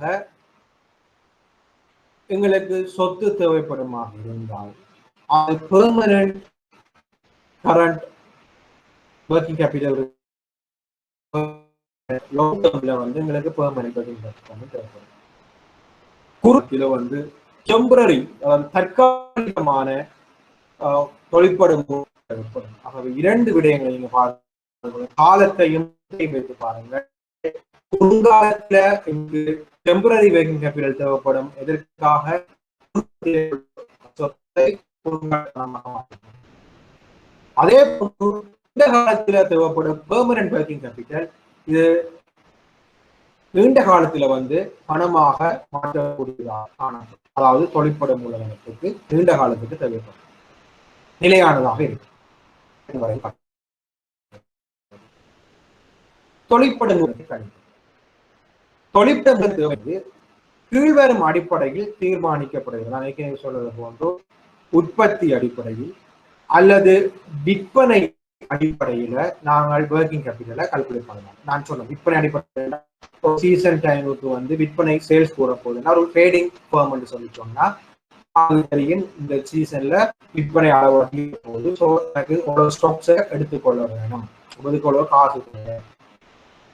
அதே மாதிரி மேனுஃபேக்சரிங் ஃபர்ம் விற்பனை தேவைப்படும்னா நாங்கள் அதிகரிக்க வேணும். ஸோ அதுக்கு எவ்வளவு ஆரணி பலன் தேவை, ஸோ அதுக்கு எவ்வளவு நாங்கள் காசு செலவு செய்வோம். அதன் அடிப்படையில தான் இந்த உற்பத்தி மற்றும் விற்பனை அளவின் அடிப்படையில் இது கணிப்பிடப்படுகிறது. அடுத்தது மட்டம், அதாவது the level of cost என்று சொல்லுவோம். உதாரணமாக சொல்லலாம் என்று சொல்லிட்டோம்னா ரோ மெட்டீரியலை கொள்வனை செய்ய, அதை கொள்வனை செய்யறது அதை ஏற்றுக்கோள் சரியா, அது மாதிரி ஃபியூவல், பவர் சரியா, அதே போன்று நிலைய நிர்வாக செலவுகள், விற்பனை விநியோக செலவுகள், அதே போன்று உற்பத்தி செய்த பிறகு முடிவு பொருளுக்கு ஏற்படுகிற நிலைய நிர்வாக செலவுகள், விற்பனை விநியோக செலவுகள், உற்பத்தியின் போது ஏற்படுகிற நிலைய நிர்வாக செலவுகள், விற்பனை செலவுகள், ஏற்றுக்கூலிகள் சரியா, இவற்றை எல்லாமே உள்ளடக்கியதான் கிரயங்கள் மட்டம் சொல்லப்படுகிறது. சரிதானே? இதே மேற்கொண்டு நாங்கள் தொழிற்படும். ஏன் நான் ஒரு பிசினஸ் நடத்த செலவனுமாக இருந்தால் கட்டவனும் டெலிபோன்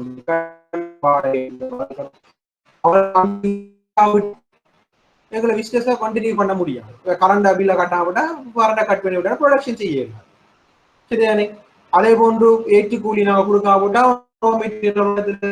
ஏற்றி கொண்டு தர மாட்டோம். ஸோ அதனாலதான் இந்த கிரயங்களின் மட்டத்தின் அடிப்படையிலேயே தொழிற்படை மூலமாக கணிப்பிடப்படுகிறது.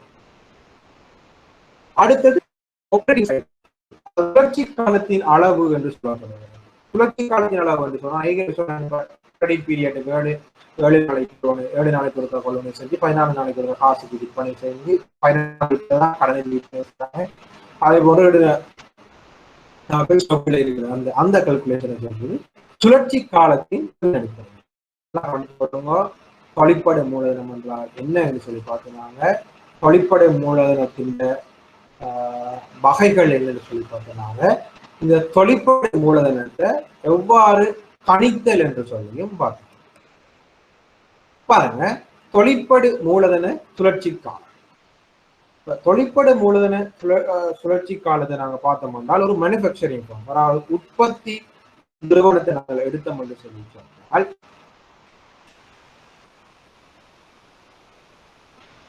ஒரு நிறுவனம் ரோ மெட்டீரியல்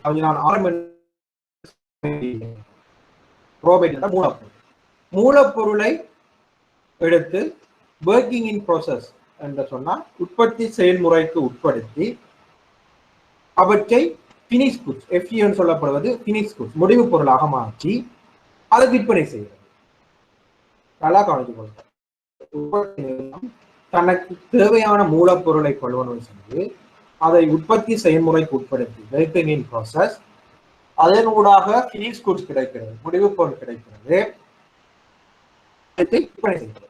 எந்த ஒரு நிறுவனமும் 100% காசுக்கு விற்பனை, 100% விற்பனை. அநேகமான நிறுவனங்கள் கடன் அடிப்படையிலே விற்பனை செய்து, ஏன் வாடிக்கை ஒன்று கஸ்டமர் பேஸை தப்பித்துக் கொள்வது, அடுத்தது விற்பனையை அதிகரிக்கிறதுக்காக கடன் அடிப்படையிலே விற்பனை செய்வது போட்டி காரணமாக. அவ ஃபேக் குட்ஸை கடனுக்கு விற்பனை செய்வதால் கடன் பட்டோன் உருவாக போகிறார். ஸோ கடன் பட்டோனிடமிருந்து அந்த காசை அறவு செஞ்சு ரோ மெட்டீரியலை கொள்வதை செய்யும். சரிதானே? அப்ப அந்த சைக்கிளை பார்த்தீங்கன்னா raw material working in process, raw மெட்டீரியலை ஒர்க்கிங் இன் ப்ராசஸுக்கு எடுக்கிறதுக்கு ஒரு காலம், ஒர்க்கிங் இன் ப்ராசஸ்ல இருந்து ஃபினிஷ் குட்ஸ் எடுக்கிறதுக்கு ஒரு காலம், ஃபினிஷ் குட்ஸை கடனுக்கு வித்துட்டோம் என்று சொன்னா கடன் பட்டோனும் வந்து காசை கலெக்ட் பண்றதுக்கு அளவீடு செய்யறதுக்கு ஒரு காலம். ஸோ அந்த காசை எடுத்து திருப்பி இதைத்தான் ஆப்பரேட் சைக்கிள், சைக்கிளாக நாங்கள் கருதுகின்றோம். இது ட்ரேடிங் அங்க ரோ மெட்டீரியல் வர போறது இல்லை, அங்க பினிஷ் தான் வரும். ஸோ கேஷ் குடிச்ச வாங்குவோம், பினிஷ் குடிச்ச கடனுக்கு விற்பனை செய்வோம், கடனுக்கு விற்பனை செய்வமாக இருந்தால் கடன் பட்டம் வந்து காசை கலெக்ட் பண்ணுவோம். ஸோ இதுக்கு இடைப்பட்ட இதைத்தான் நாங்கள் ஆப்பரேட்டிங் மூலதன சுழற்சி காலம் உள்ளடக்கியுள்ள விடயங்கள். மூலப்பொருளை பெற்றுக்கொள்வதற்கு எடுத்துக்கொள்ளும் காலம் சரக்கு தொக்கு இருப்பு காலம். இப்ப நான் ஏற்கனவே விளங்கப்படுறேன், ஒரு மூலப்பொருளை நாங்க பெற்றுக்கொள்வதற்கு காலம் இருப்பு, மூலப்பொருள் வந்து இருக்கிற காலம், அதாவது அந்த மூலப்பொருளை முடிவு பொருளாக மாற்றுவதற்கு எடுக்கின்ற காலம்.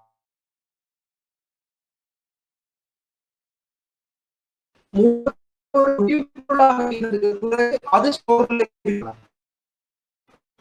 முடிவு பொருள் இருக்கிற காலம். அதே காலம்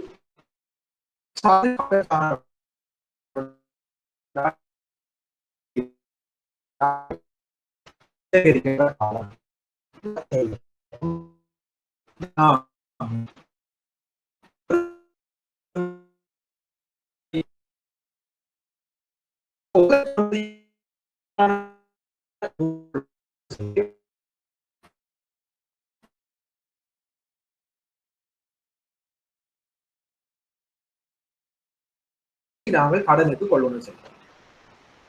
அந்த மூலப்பொருளை தார காரணி உடைமையாளருக்கு நாங்க 30 நாளையில அந்த காசை திருப்பி செலுத்தணும். சோ மூலப்பொருளை பெற்றுக்கொள்வதற்கு எடுத்துக்கொள்கிற காலம். சரியா? ஆக அந்த மூலப்பொருள் எங்களுக்கு 30 நாளைக்கு ஒருக்கா தான் தரப்போம். இந்த மூலப்பொருளை நாங்கள் முடிவு பொருளாக்குவதற்கு தானே மூலப்பொருளை எடுக்கிறதுக்கு 30 நாள் தேவைப்படுகிறது. மூலப்பொருள் 30 நாள் காசை கொடுத்துட்டு அந்த பொருளை கொள்வனவு செய்ய முடியும். சோ அதை மூலப்பொருளை முடிவு பொருளாக மாற்றுவதற்கு 5 நாட்கள் தேவைப்படுகின்றன.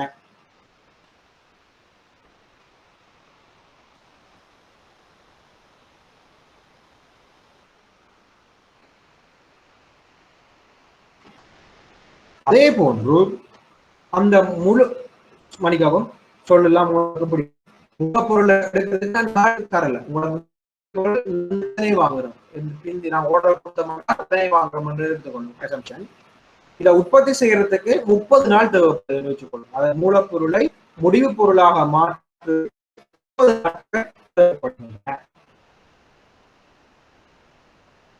அதாவது ஒர்க்கிங் இன் ப்ராசஸ்ல இருந்து 30 நாள் தேவைப்படுது. 30 நாட்களுக்கு பிற்பாடு முடிவு கடனுக்கு விற்பனை செய்யப்படுகின்றது. அந்த கடனை மீள செலுத்தாமல் செய்யப்படுகிறது.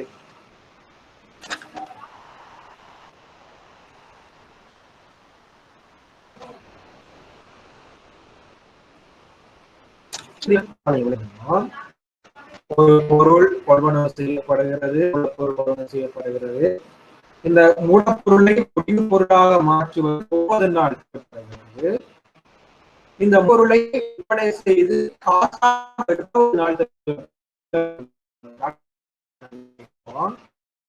மூலப்பொருளை கொள்வனவு செய்வதற்கு 0 நாள் உடனடியாக கொள்வனவு செய்ய முடியும். அந்த மூலப்பொருளை முடிவு மாற்றுவதற்கு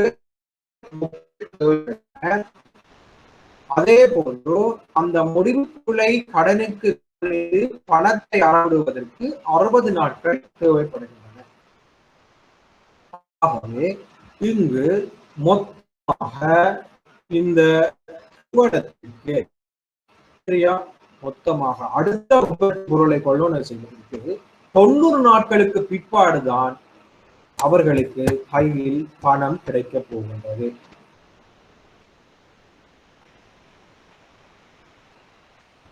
சரியா விளங்கிட்டா? எப்படி மூலப்பொருள் கொள்வனவு செய்யறதுக்கு ப்ராசஸ் பண்றதுக்கு 30 நாள் தேவைப்படுது. ப்ராசஸ் பண்ணி முடிஞ்சு பினிஷ் குட்ஸ் ஆக்கி அதை விற்பனை 60 நாள் தேவைப்படுது. ஆக மொத்தத்துல இவங்களுக்கு எத்தனை நாளைக்கு பிறகு கையில காசு கிடைக்க போகுது? மூலப்பொருளை வாங்கினது பண்ணோம்னா 90 நாளைக்கு பிறகுதான் காசு கிடைக்க போகுது. சோ அவங்க அடுத்த மூலப்பொருளை கொள்வனை செய்வோம் என்று சொல்லி சொன்னா காசுக்கு இறை காசுக்கு கொள்வனை செய்யணும்னா 90 நாள் கொள்வனை செய்ய. இந்த கால்குலேஷன் போல நீட்டா ஒரு இப்ப கூட கையில காசு இருக்குது, அந்த காசுக்கு நீங்க 1 லட்சம் பெறுமதியான பொருளை வாங்குறீங்கன்னு வச்சுக்கொள்ளுங்க. அந்த பெறுமதியான மூலப்பொருளை பொருளாக்குறதுக்கு ப்ராசஸிங் டேஸ் செல் பண்றீங்க. செல் பண்ணதுக்கு பிறகு டெப்டஸ் இருந்து கலெக்ட் பண்றதுக்கு 60 நாள் இருக்கு. சரி சொல்லுவோமே 1 லட்சம் லேபர் காஸ்ட், பர்ச்சேசிங் காஸ்ட், அந்த டிராவலிங் நீங்க 1,50,000 ரூபாய்க்கு 1,50,000 ரூபாய் காசு எப்ப கிடைக்க போறது? 90 நாளைக்கு பிறகுதான் கிடைக்க போறது. இதைத்தான் சொல்வோம் வந்து ஆப்பரேட்டிங் சைக்கிள், அதாவது தொழிற்படு சுழற்சி காலம். தொழிற்படு மூலதன சுழற்சி காலம் அப்படின்னு சொல்லி சொல்றோம். அதுதான் மூலப்பொருளை பெற்றுக்கொள்வதற்கு எடுத்துக்கொள்ளுகிற காலம் அல்லது சராசரி தொக்கு இருப்பு காலம். இப்ப நான் அதுல சொல்ல எடுத்த பொருள் மூலப்பொருள் உடனே சில நேரம் என்ன செய்வாங்க, பதப்படுத்தி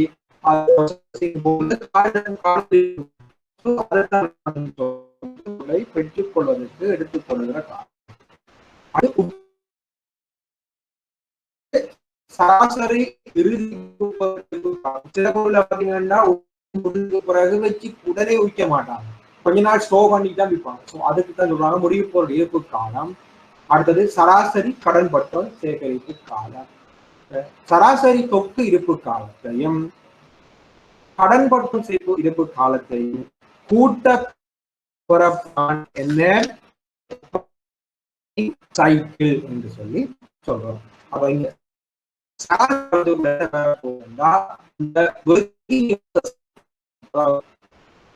closing material, closing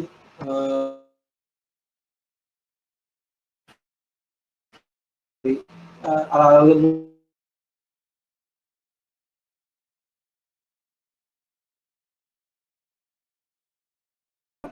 இந்த சராசரி தொக்கு இருப்பு காலத்துக்குள்ள வரும். அதோட அளப்பட்டோன் சேகரிப்பு காலத்தையும் கூட்ட புறப்படுவது வந்து தொழிற்படு மூலதன சுழற்சி காலம் வந்து சொல்லப்படுகிறது. அதே போன்று காசு சுழற்சி காலம் வந்து சொல்லப்படுவது என்று சொன்னால்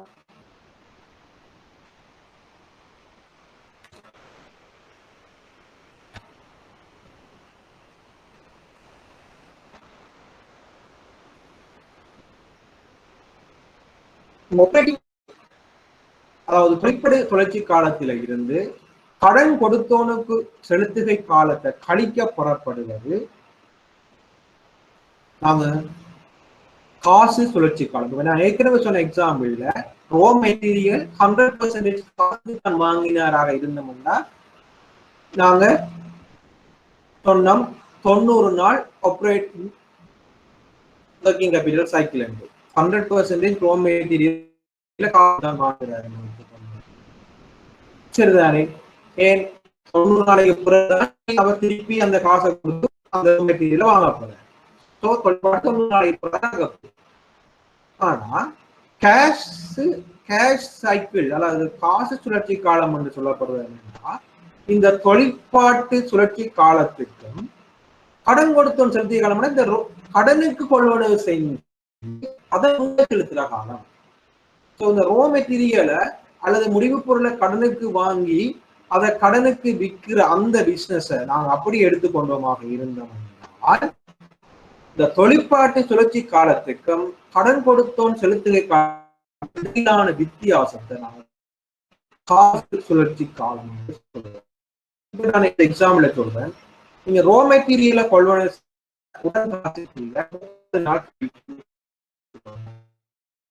கடன் காசை கொடுக்கணும். அந்த ரோ மெட்டீரியலை எடுக்கிறவனுக்கு நாம வாங்குறவனுக்கு சப்ளையருக்கு அந்த காசை கொடுக்கணும் 30 நாளைக்கு. சரிதானே? நான் கிரெடிட்ல வாங்குறேன். வாங்கினதுக்கு பிறகு என்ன செய்யறோம்? அதை ப்ராசஸிங் செய்யறோம் 30 நாள். நல்லா கவனிச்சுக்கணும். 30 நாளைக்கு நாங்க ப்ராசஸிங் செய்யறோம். 30 நாள் ப்ராசஸிங்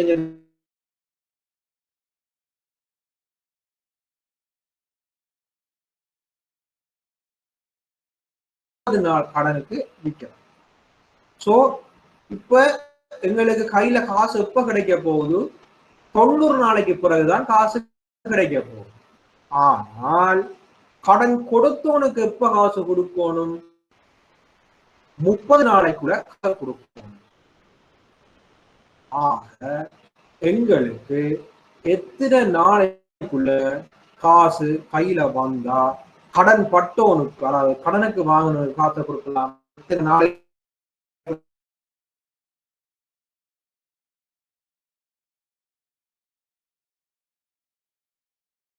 மெட்டீரியலை 30 நாள் ப்ராசஸிங்ல ஈடுபடுத்துறோம். பிறகு 60 நாளைக்கு நாங்க விற்கிறோம். 60 நாளைக்கு வந்து காசு கையில கிடைக்க போகுது. ஆக மொத்தத்துல 90 நாளைக்கு பிறகுதான் காசு கையில கிடைக்கும். ஆனா 30 நாளைக்குள்ள யாருக்கு காசை திருப்பி கொடுக்கணும்? அதாவது சப்ளையருக்கு காசு 30 எங்களுக்கு எத்தனை நாளைக்கு கையில காசு வேண்டும்? இந்த காசு வேண்டும் 30 நாளைக்குள்ள. சோ அந்த 30 நாளைக்கு கொடுக்குற காசு எத்தனை நாளைக்கு தேவை? அதை நாங்க ருத்த கடனை வாங்கின எத்தனை நாளைக்கு அவனுக்கு திருப்பி கொடுக்கலாம்? 60 நாள்.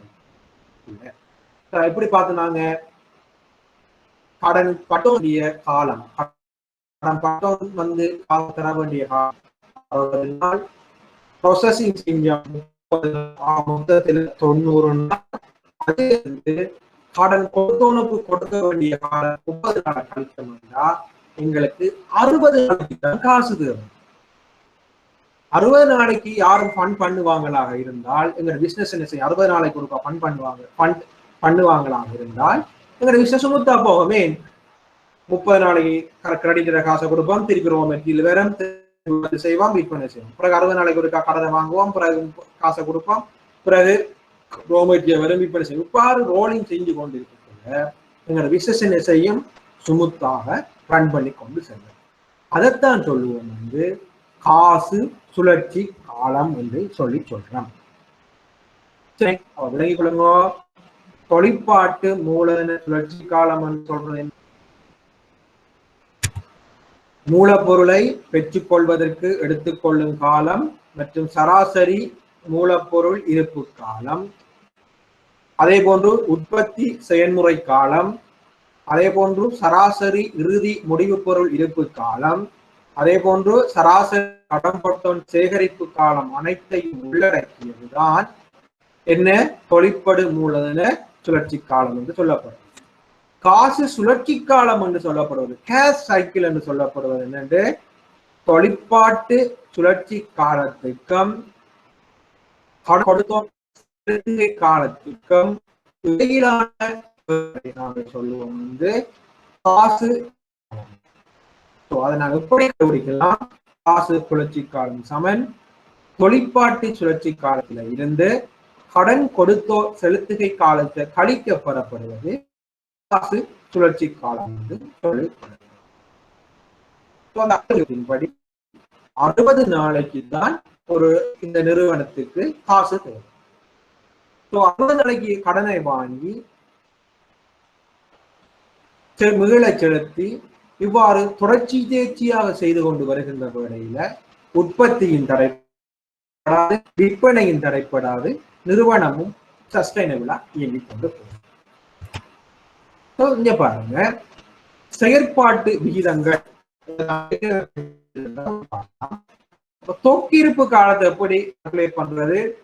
சராசரி இருப்ப விற்ற சரக்கின் கிரயத்தால பிரிச்சு 325 பெருக்கப்படுவது விற்ற சரக்கின் கிரயம் என்று சொல்லப்படுவது என்ன?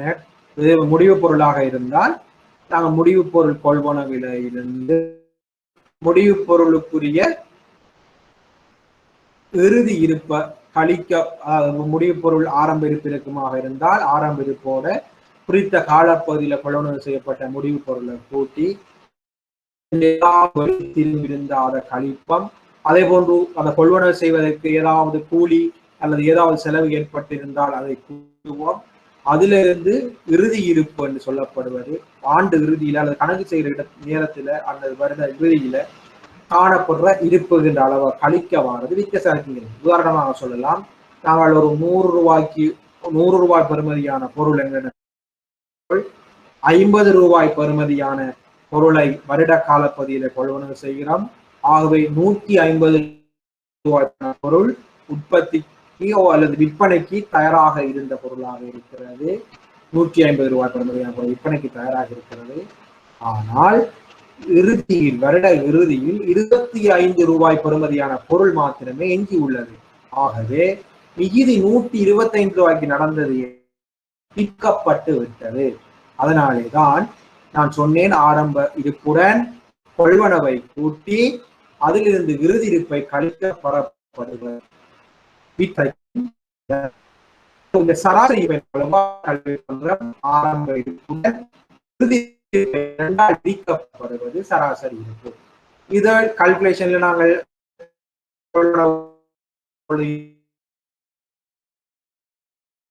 திருப்பம் இருந்தால் அதை சராசரி இருப்பை விற்ற சரக்கின் கிரயத்தால் பிரித்து 365 பெருக்கப்படப்படுவது ஸ்டொக்கு இருப்பு காலம் என்று சொல்லப்படும். அதாவது ஸ்டொக்க வச்சிருக்கிற அவரேஜா நாங்க ஸ்டொக்கை எத்தனை நாளைக்கு ஒருக்கா கொள்வனவு செய்கிறோம் என்றதான் நாங்க இதுல கால்குலேட் பண்ண போறோம். ஸ்டொக் இருப்பு காலம் என்றது அவரேஜா ஸ்டொக்கை எத்தனை நாளைக்கு ஒருக்கா நாங்க கொள்வனவு செய்யறோம், அல்லது ஸ்டொக் எத்தனை நாளைக்கு எங்கட ஸ்டோர்ல இருக்குது ஸ்டொக் இருப்பு காலத்துல கால்குலேட். கடன் சேகரிப்பு காலம் என்றது என்ன? கடனுக்கு நாங்கள் விற்பனை செய்தால் எத்தனை நாளைக்கு பிறகு சராசரியாக கடன் போட்டவன் காசை மீளத் தருகிறார் என்பதை கண்டுபிடிக்கிறது. அதுதான் சராசரி கடன் பற்றவனுக்கு தேறிய கடன் விற்பனை இன்று 365. அதே போன்று கடன் கொடுத்தோன் கொடுப்பனவுகள் நாங்கள் கடனுக்கு கொள்வனவு செய்திருந்தால் அதே போன்றுதான் சராசரி கடன் கொடுத்தோனை தேறிய கடன் கொள்வனவு அல்லது விற்ற சரக்கின் கிரயம் விற்ற சரக்கின் கிரயத்தால் 365 பெருக்கப்படப்படுவது கடன் கொடுத்தோன் கொடுப்பனவு என்று சொல்லப்படுகிறது. எங்களுக்கு கட்டாயம் தேவை என்னத்துக்கு இந்த கால்குலேஷன் பார்ப்பது. இழப்புகள் தரப்பட்டிருக்கின்றன. இன்வென்டரி, அக்கவுண்ட் ரிசீவபிள் என்று சொல்லப்படுவது பார்த்தோன் அல்லது பெற வேண்டியவைகள், சேல்ஸ் விற்பனைகள், காஸ்ட் ஆஃப் குட்ஸ் விற்ற சரக்கின் கிரயம், இன்வென்டரி இறுதி இருப்பு.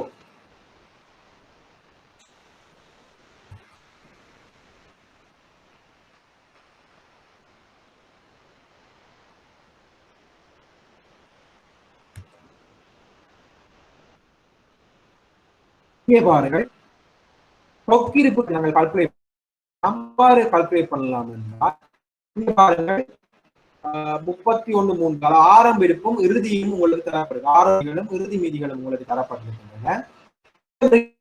சொன்னா 9500 ரூபாய் ஆரம்ப இருப்பாக இருக்கிறது. இறுதி இருப்பாக 13,500 ரூபாய் இறுதி இருப்பாக இருக்கிறது. ஆகவே நாங்கள் கால்குலேட் பண்ணலாம், ஆரம்ப இருப்பு 9500 சக இறுதி இருப்பு 13,500 23,000 ரூபாய் சராசரி இருப்பாக போகிறது. இந்த சராசரி இருப்பை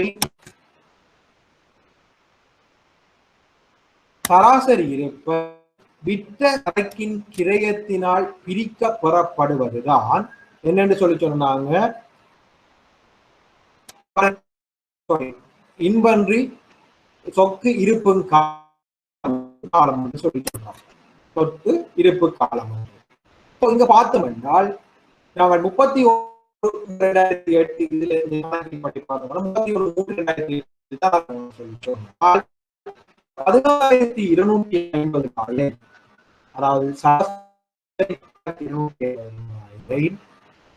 மிச்ச சரக்கின் கிரயம் 56,000 56,000 ரூபாய் தான் 31/3/2008 மிச்ச சரக்கின் கிரயமாக. ஆகவே 56,000 ரூபாயினால் பிரித்து 365 பெருக்கினால் வருகின்ற தொக்கு இருப்பு காலம்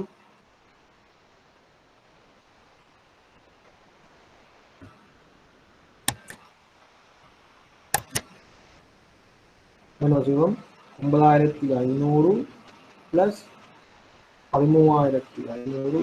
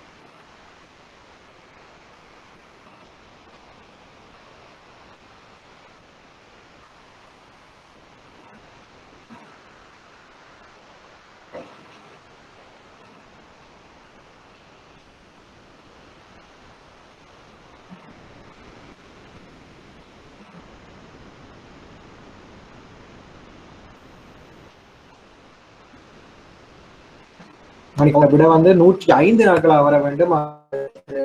தவறுதலான எழுதப்பட்டிருக்கிறது 74 105 நாட்கள் வர வேண்டுமா? 9,500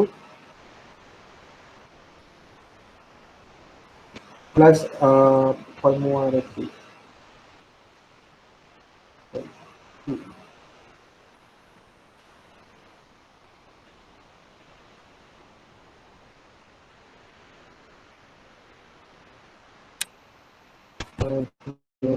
மீண்டும் ஒரு முறை செய்து பார்க்கிறேன். மீண்டும் ஒரு முறை கால்குலேஷன் செய்வோம். பாருங்க, 9,500 ஆரம்ப இருப்பாக இருக்கிறது, 13,500 இருக்கிறது. இதன் அவரேஜ் வந்து 11,500.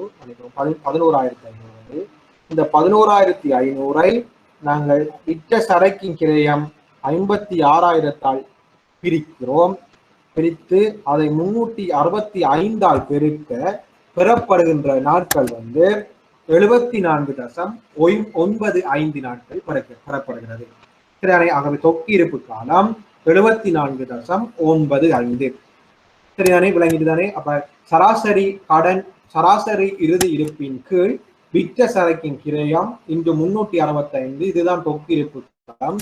இந்த வினாவின் அடிப்படையில் நாங்கள் அதை கால்குலேட் பண்ணுவோமாக இருந்தால் ஆரம்ப இருப்புகளுக்கு வருகிறது 9,500, இருப்பு வருகிறது 13,500. இதனுடைய அரைவாசி நாங்கள் பார்த்தோம் இருந்தால்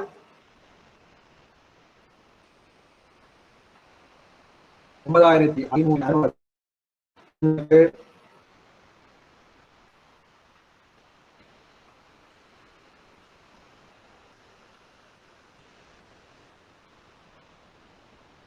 11,500 சராசரி 11,500 ரூபாய் சராசரி இருப்பினை காஸ்ட் ஆஃப் குட் சேல்ஸ், அதாவது விற்ற சரக்கின் கிரயத்தால் 56,000 பிரிக்க பெறப்படுகிற விடையானது 74.95 நாட்களாக வருகிறது. அதே போன்று ரிசிவபிள், அதாவது கடன் பட்டோன் சேகரிப்பு காலத்தை நாங்கள் பார்த்தோம் என்றால் சராசரி கடன் பட்டோன் பார்த்தோமாக இருந்தால் சராசரி கடன் பட்டோன் எங்களுக்கு 500 ரூபாய், இறுதி கடன் பட்டோன் 18,500 ரூபாய் ஆகும். அவரேஜ் எங்களுக்கு ரூபாய் அவரை சராசரி கடன் போட்டவன் பெறப்படுகிறது. இந்த 15,000 ரூபாயினை இங்கு கடன் விற்பனை சம்பந்தமாக தகவல் தரப்படவில்லை. ஆனால் விற்பனை 90,000 தரப்பட்டுள்ளது. 31/3/2008 90,000 ரூபாய் விற்பனை தரப்பட்டது. ஆகவே நாங்கள் அசம்ஷன் எடுப்போம், அது கடன் விற்பனையாகவே கருத்தில் எடுத்தோமாக இருந்தால் 60.8 நாட்கள் எங்களுக்கு சராசரியாக கடன் அறவிடுவதற்கு எடுக்கின்ற நாட்களாக இருக்கின்றன. ஆகவே எங்களுக்கு தொக்கு இருக்கின்ற 74.95.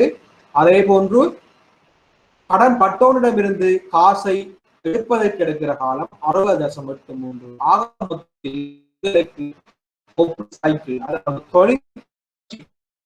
எங்களுக்கு 135.78 நாட்கள் எடுக்கின்றன. அதாவது ஆபரேட்டிங் சைக்கிள் காலம் அதாவது பொறிப்பட சுழற்சி காலம் எங்களுக்கு 135.78 நாட்கள் ஒரு இந்த வியாபாரத்தை பொறுத்தளவிலே 135.78 நாட்களுக்கு ஒரு எங்களுக்கு தேவைப்படுவதாக 135.78 நாட்களுக்குத்தான் பணம் 135.78 நாட்கள் தான் பணம் தேவைப்படுகிறது. அதே போன்று பார்க்கலாம், காசு சுழற்சி காலத்தை பார்த்தோம் என்று சொன்னால் கிரெடிட் கடன் கொடுத்தோடுக்கின்ற காலத்தை பார்த்தோம் என்று சொன்னால் 7,000 ஆரம்ப கடன் கொடுக்க ரீதியாக வருகிறது. ஆகவே 7,000 தக 10,000 இறுதி கடன் கொடுத்தோனாக வருகிறது. ஆகவே அர்த்தமாக இருந்தால்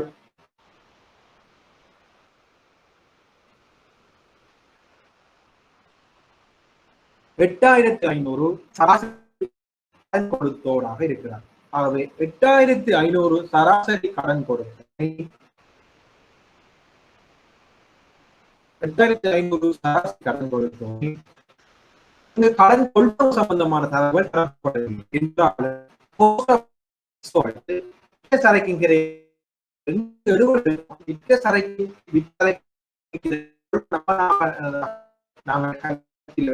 இருந்தால் 56,000 ரூபாய் விட்ட சரக்கின் கிரியமாக கொள்வனவாக நாங்கள் கருத்தில் எடுக்கலாம். எடுக்கமாக இருந்தால் எங்களுக்கு வருகின்ற விடையானது 55.4 வருகின்றது. ஆகவே இதிலிருந்து நாம் விலகிக் கொள்ள 74.95 நாட்களுக்கு கொள்வனவு செய்யப்படுற இருப்பு இருக்கிறது. அந்த இருப்பை விற்பனை செய்வது விட்டு காசு கிடைக்கும் 60.83 நாட்கள். ஆக மொத்தத்தில் 135.78 நாட்களுக்கு எங்களுக்கு பணம் தேவைப்படுகிறது. ஆனால் கடன் கொடுத்தோம், கடனுக்கு வாங்கின அந்த பொருளுக்கான காசை மீள செலுத்தவனும் 55.4 நாட்களுக்கு. ஆகவே 80.38 நாட்களுக்கு பணம் தேவைப்படுகிறது. நாங்கள் சொல்லுகிறோம். ஆகவே ஒரு தொழிற்படு மூலதனம் ஒரு நிறுவனத்தினுடைய தொடர்ச்சியான செயற்பாட்டை தேவையான ஒரு மூலதனமாக இருக்கிறது. இதுல முக்கியமாக இந்த தொழிற்படு மூலதன பற்றாக்குறை ஏற்படுகிற பொழுது தொழிற்படு மூலதன தேவை கருதி தொழிற்படு மூலதன நிதி வசதிகளை வழங்குகின்றன. அதில் மிக முக்கியமான தொழிற்படு மூலதன வங்கி மேலதிக பற்றுக்கள், குறுங்கால கடன்கள், தற்காலிக வங்கி மேலதிக பற்றுக்கள், ஃபேக்டரி வசதிகள், அதாவது காரணிப்படுத்தல் வசதிகளை இந்த தொழிற்படு மூலதன பற்றாக்குறைக்காக வழங்குகின்றன. ஸோ இந்த தொழிற்படு மூலதன பற்றாக்குறை ஒன்று நாங்கள் பார்த்தோம், உற்பத்தியின் அல்லது விற்பனையின் அளவின் அடிப்படையில் கல்குலேட் பண்ணலாம். அதே போன்று காஸ்ட், என்னென்ன காஸ்ட் உருவாகுது, எக்ஸ்பென்சஸ், நிலைய நிர்வாக செலவு, விற்பனை செலவு, போக்குவரத்து செலவு, மற்றது மின்சார செலவு, வாடகை, ஃபியூவல், இதன் அடிப்படையிலையும் இதை நாங்கள் ஒர்க்கிங் கேபிட்டலை உருவாக்குறது. அதே போன்று ஆப்ரேட்டிங் சைக்கிள் இந்த நாட்களின் அடிப்படையில் ஆப்ரேட்டிங் சைக்கிள் இந்த ஒர்க்கிங் கேபிட்டல் ரிக்வயர்மெண்ட் எத்தனை நாட்கள் பணம் நாங்க கால்குலேட் பண்ணலாம். எத்தனை நாட்கள் பணம் இருந்தா தான் பிசினஸ் கொண்டு நடத்தலாம். ஆகவே இந்த தொழிற்படு மூலதனம் சம்பந்தமாக அனைத்து விடயங்களும் இந்த வகுப்புல கலந்துரையாடப்பட்டிருக்கிறது. அதே போன்று நான் இதுல உங்களுக்கு அந்த கால்குலேட் பண்ணப்பட்ட நெட் பிரசன்ட் வேல்யூ விடைகளையும் இந்த ஸ்லைட்ல உங்களுக்கு போட்டிருக்கேன். ஸோ இதை நீங்க போத்து பண்ணுங்க. இதை நான் அடுத்த வகுப்பில் உங்களுக்கு விளங்கப்படுத்துகிறேன். இதுவரைக்கும் நன்றி.